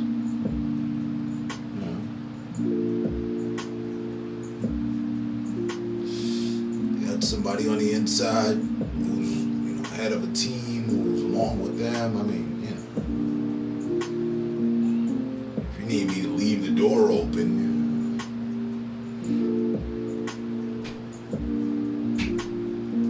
Oh, I thought it was G's 999. No, I didn't see that either.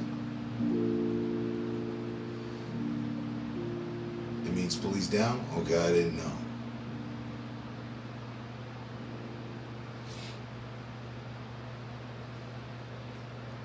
No, I didn't see that.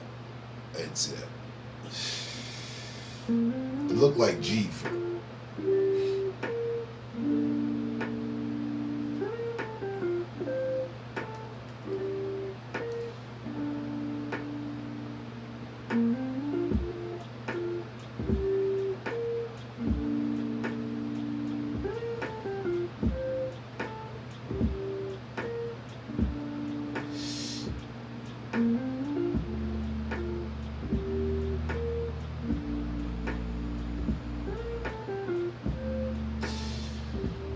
in other news, the $2,000 checks have been confirmed.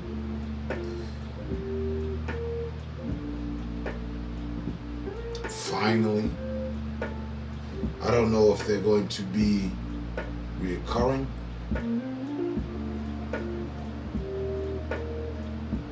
Or what? I gotta check up on that. You know, aside from the chaos, the passing of power and all that, it's supposed to help out. And that's what kind of the whole event, you know, through Salted. I'm at a point of trying to understand whether it was staged or not. I feel it was. Things ran too perfect.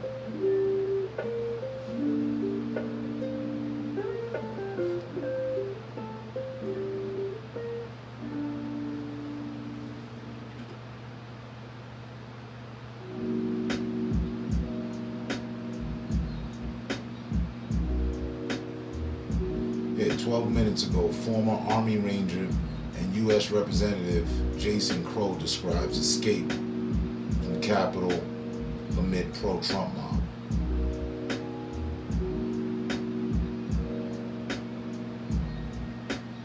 Hi, Congressman. Hi, Marshall. I'd ask how you're doing, but that seems inappropriate. How are you doing? I have to have some time to process it. I'm safe now. That's the important part. But there was a little moment there where that was in question. Have you seen the photo of you on the ground of the Capitol, the House chamber? No, I don't think I have. Which one are you referring to? So there's a photo. I'm not sure when it happened, but there are people. You're ducking down, and there are people around you in the chairs. And anyways, not knowing when that was, I'm assuming this is when you're told there's people outside, we have to evacuate. What's going on at that point? Well, we were already trying to evacuate. What had happened was the protesters, actually the rioters, excuse me, these are rioters, breached the outer corridor of the Capitol. They evacuated leadership and then started to evacuate us when the rioters then breached the Capitol itself and were making their way to the chamber. The police determined that there wasn't a way out for us, so they shut the doors, locked us in, and started to actually barricade the doors with furniture. And there was about a 15-minute period where the rioters were outside trying to ram the doors down, breaking the glass. Police had their guns pulled, were getting ready to use them, but then they were able to clear a path for us and evacuate us out through the tunnels. You have a tweet of a photo that I think you took. This is what it has come to, and it's a photo of what looks like Capitol Police with their guns drawn toward the door that goes toward the rotunda. What is what it has come to? What did you mean? Yeah, this is what our nation has come to. Donald Trump has brought us to this point, and his enablers have brought us to this point. Yeah, there was an attempt to overthrow the Capitol today. They will fail because we are stronger and more resilient than that. But Donald Trump and the people that have allowed Donald Trump to proceed in this manner bear substantial blame for bringing us to this point. What's happening in that photo at that moment? Well, we were, that was the moment where we were trapped in the chamber. We were taking refuge, about 20 members of Congress that weren't able to get evacuated. We're up in the gallery, and the police were barricading the doors with whatever furniture they could find, had their guns drawn to protect us. So we were getting ready to fight if necessary, and unfortunately they were able to clear a path for us and get us out. You're a former Army Ranger. Where does this compare to things you have been experiencing, things that you've gone through overseas? Well, when I was an Army Ranger, I did what an Army Ranger is supposed to do. I fought for our country, and I've been in very heavy combat before. I never thought that I would be in a situation like this as a member of Congress in the United States Capitol. It's a very different situation. I'm still kind of processing that, frankly. I'm trying to come to terms. My adrenaline is still pumping right now, and I haven't had an opportunity to reflect fully on what it means and what has just happened. But we have a lot of very deep thinking and hard work as a nation to try to figure out a path through this. Yeah, you have. He had plenty of time to reflect on it. See, what I don't appreciate. I think the American people want to see a response. They want to know that we are as outraged as they are. Like,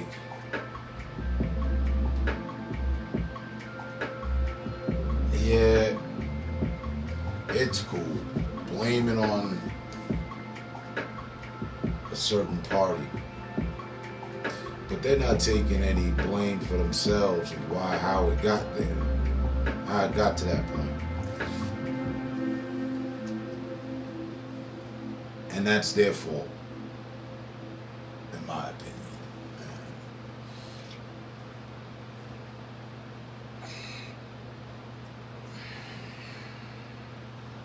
You don't do what you're supposed to, problems come about. You don't take care of those problems, they build. Before you know it, it's no longer a problem. And it becomes something you can't avoid. And they've done nothing historically except avoid. Just like they're professionals at it. Avoiding dealing with the job that they've been appointed to.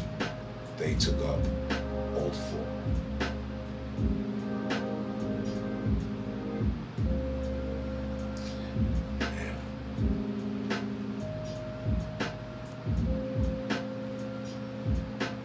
I really wish no one would have been hurt.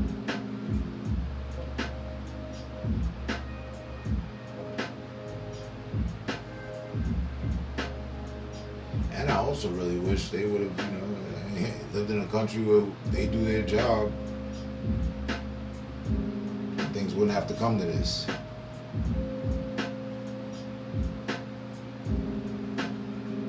But you put people out of work and you put people on the streets, you definitely will get a wild resolve.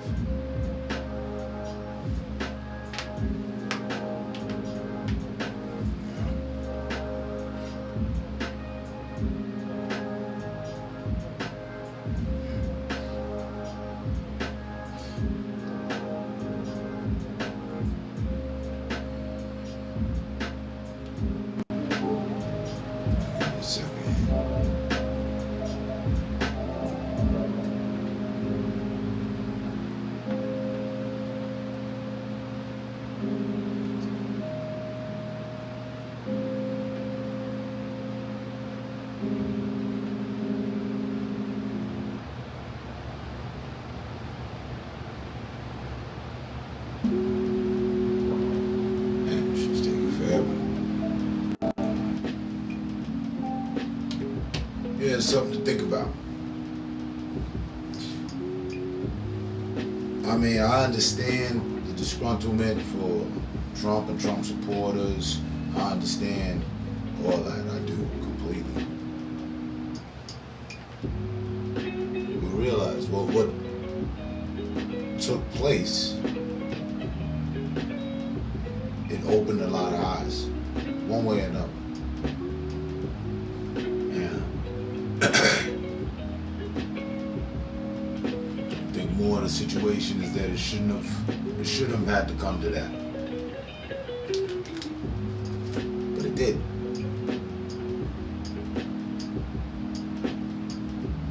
So now what? Oh, they're gonna up their security efforts. They should have been up. I think they already were up. And like I said, it seemed like an inside job. Trump could have all his supporters at the gates, but who let them in? Other Trump supporters?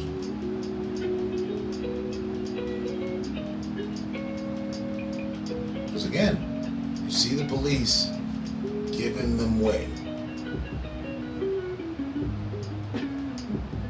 Makes no sense.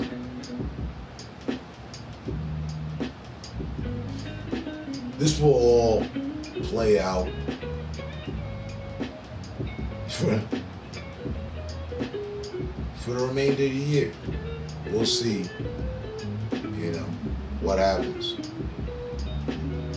And don't sleep. I'm pretty sure it's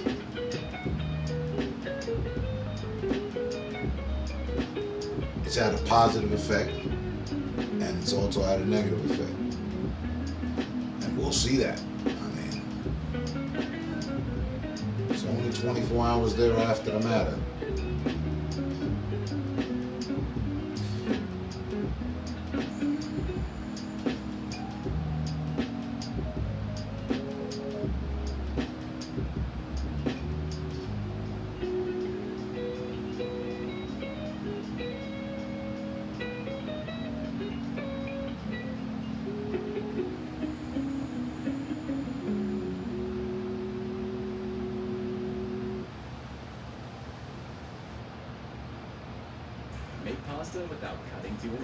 Biden invoked the $600 FPUC retro.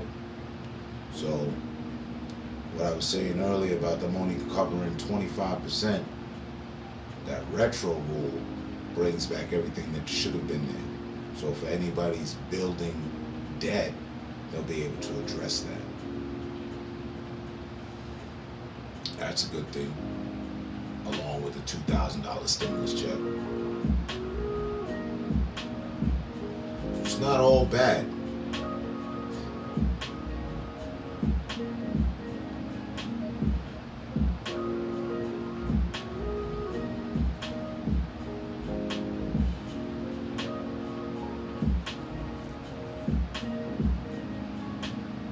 It's another 3 minutes. Let me just check this again. This is on the 4 deaths. I only know about 2 of them. The lady and one of protesters tased himself. I don't know about the other 2. See if we can get something on that. Take a closer look at how this massive security breach happened and what happens now to hold those responsible accountable. We're joined by ABC News contributor and former FBI special agent Brad Garrett. Brad, you were an FBI special agent. It's no secret that an agitated crowd would be marching to the Capitol. So how did law enforcement allow this to happen? Rioters entering the Capitol from multiple entrances. Well, what we don't know is if the Capitol Police actually wanted to do it a different way. For example, with that 7-foot fence outside the ellipse, where the barriers should have been yesterday. The problem is that we don't really know if the Capitol Police wanted a different approach, and the management on the Hill, the Congress, told them otherwise. But the sheer volume of people that was there, you needed basically the Capitol Police, the National Guard, and probably other federal agents and uniformed Secret Service, etc., at that scene to make sure that nobody got inside the Capitol. And Brad, it's Terry Moran. I'd like to ask you, based on your experience as a law enforcement veteran, what kinds of charges could these rioters face? And what's your view of the feeling that is very strong in the country right now, that if that crowd had been made up of people of color, you would have had a very different law enforcement preparation and response? So let's just start with the first one, Terry. I mean, there's a sundry of charges from, there were pipe bombs found, there were weapons found. There's actually a federal statute that covers assaulting the Capitol and committing violence. And there may be other more serious charges. Yeah, I heard there were a lot of people that resigned. What were the motivations of these people? Were they just trying to make a statement? Were they seriously thinking that this could be sort of the first step of overthrowing the existing government? And then you get into sedition, but I'm not suggesting they're going to get charged with anything like that, but we'll have to see. And Brad, how vulnerable do you think we are to foreign attack right now? See, that's kind of funny. He dodged the question. He didn't give a definitive answer. The definitive answer is that, people are facing 20 years in prison. He didn't give a definitive answer. One more.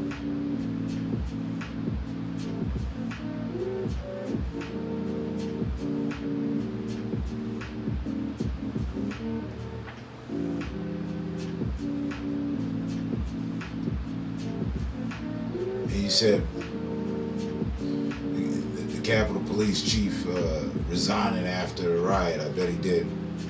Jimmy not lurking no more. What's going on? Welcome back, sir. John, what's good? Health, vibes. What we got around here, for the most part. You know what I mean? Slow, man. Happy New Year. I think it's the first time we chopping it up in this year.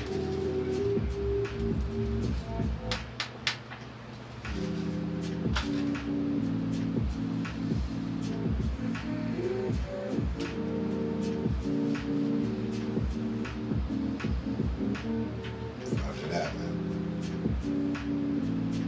But check this, right? Next FBI chief breaking down why shit happened. When they ask him about the charges, he doesn't put any numbers on the shit. Unless I missed it. Let me see. So let's just start with the first one, Terry. I mean, there's a sundry of charges from, there were pipe bombs found, there were weapons found. There's actually a federal statute that covers assaulting the Capitol and committing violence. And there may be other more serious charges potentially, because what were the motivations of these people? Were they just trying to make a statement? Were they seriously thinking that this could be sort of the first step of overthrowing the existing government? You know, then you get into sedition, but I'm not suggesting they're going to get charged with anything like that. But we'll have to see. And Brad, how vulnerable do you think we are to foreign attack right now, especially given our enemies? Some of them are celebrating this, and the resignations that we're seeing in the administration. So I don't know that we're any more vulnerable. Both of you have to keep in mind that no matter who's in charge, who might be president, who might be in Congress, that the people that do on-the-ground work, from local law enforcement, city, county, state, FBI agents, fill in the blank, are out there doing the same job no matter what. Now, they may have management that direct them one way or the other, but I don't think, Diane, that it really makes us more vulnerable from the standpoint of somebody actually trying to come after us, any more so than any given day. Well, glad to hear that. Former FBI agent Brad Garrett, thank you as always. So, thanks, Brad. Yeah, thanks, Hi, everyone. George Brad. Stephanopoulos here. Brad didn't explain shit. Said even handicapped people invaded the Capitol.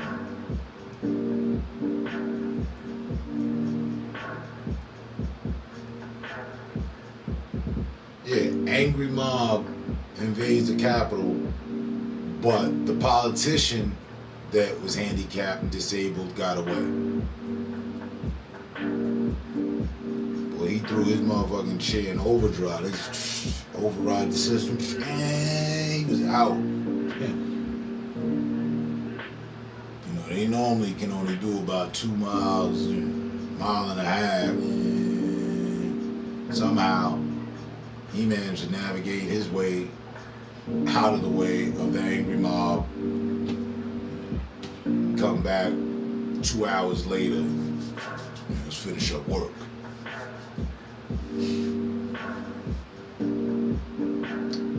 There's more than meets the eye, like Transformers in there, man.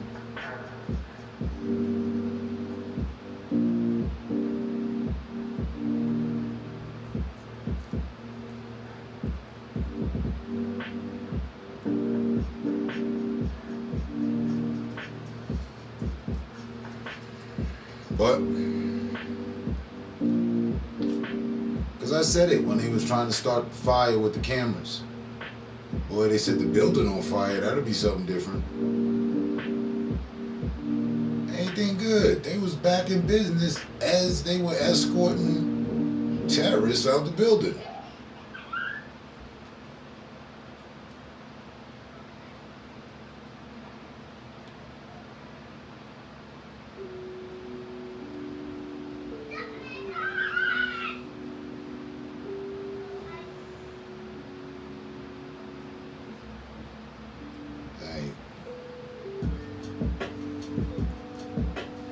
One of the senators got mad. He was like, they're already coming up with conspiracy theories.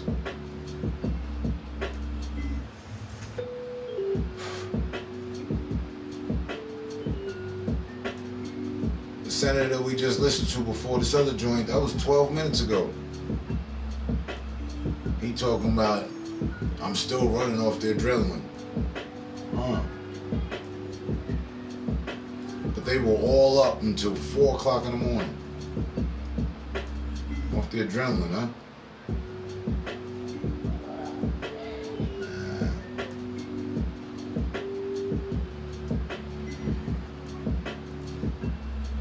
You know, when the buildings came down, certain people knew that the building was going to go down. A certain group of people knew that the building was going to go down. So, who knew that this was going to happen? That's all I'm saying.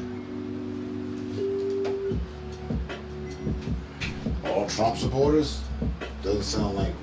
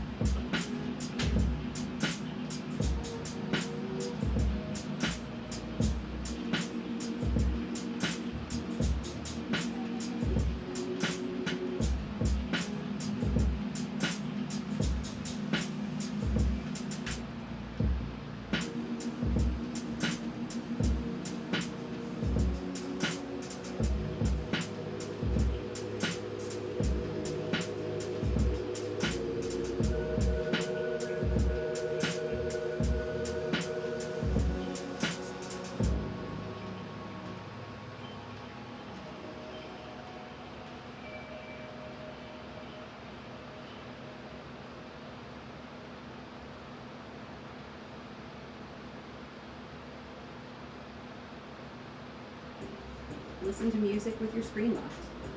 YouTube Music Premium. Start a 1-month free trial.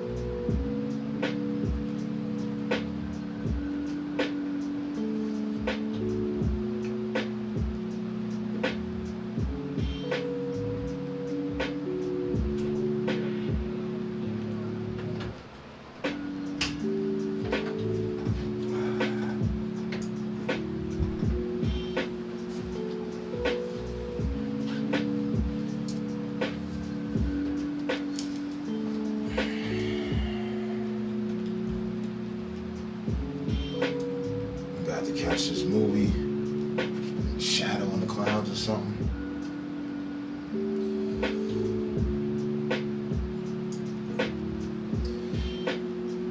Everybody's just going to be analyzing what took place yesterday, so.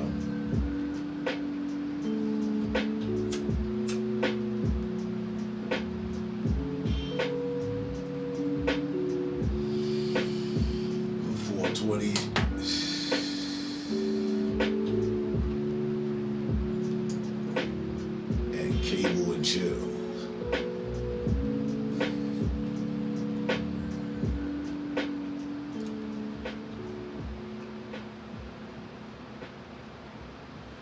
Breaking records, setting records and breaking.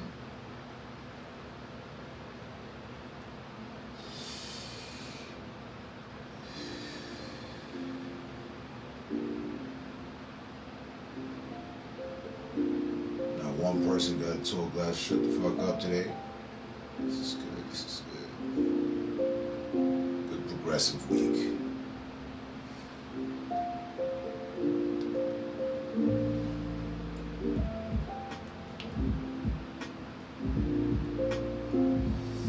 We're all still here.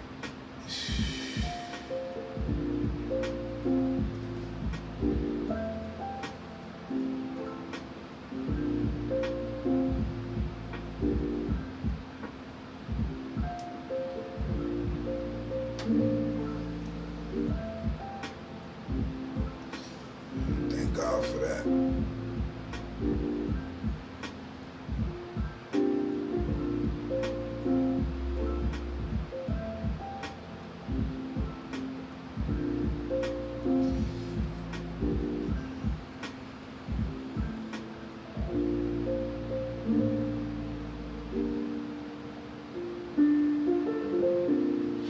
You've been here in my stream lurking. That's good. That means you're safe.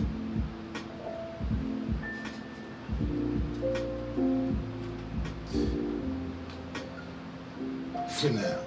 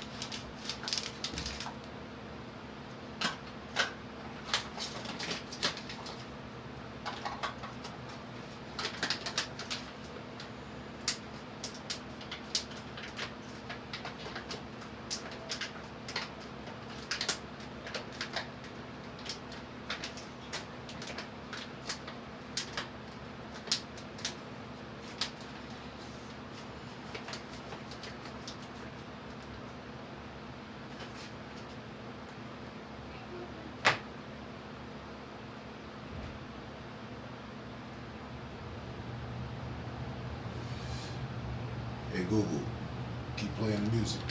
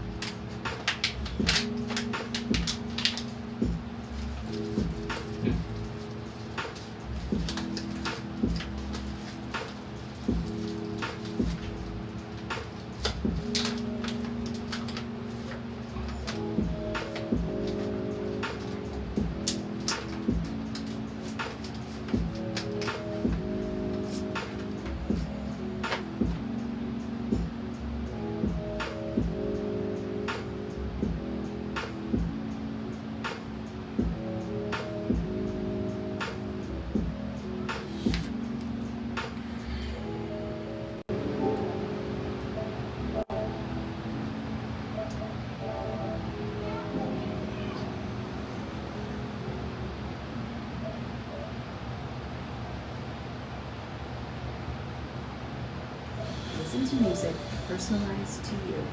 YouTube Music Premium. Start a 1-month free trial.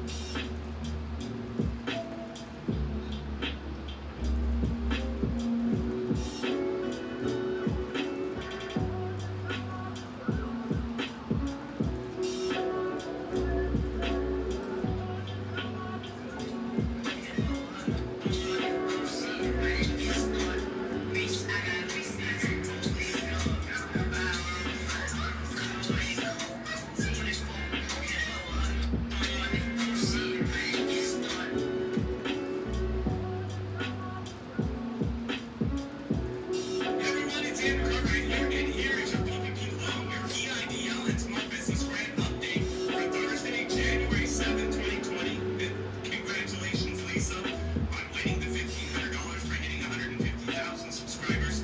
Now we're going to pay out again at 170,000 subscribers, $1,700. Find out how you have plenty of time to apply for the EIDL grant from the SBA. Which popular sports team received over 4.8 million in PPP loans? It might surprise you.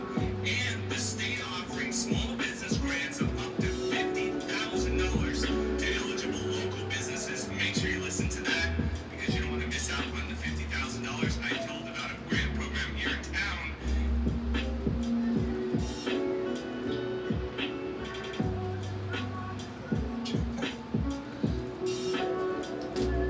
As the comment reads, abide by it.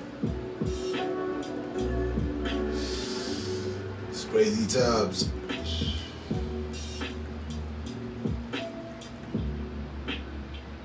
As long as we had a good time, and the time given, it was worth the time spent. Catch y'all in the next one. Hit y'all with that review of Shadow in the Clouds, I think.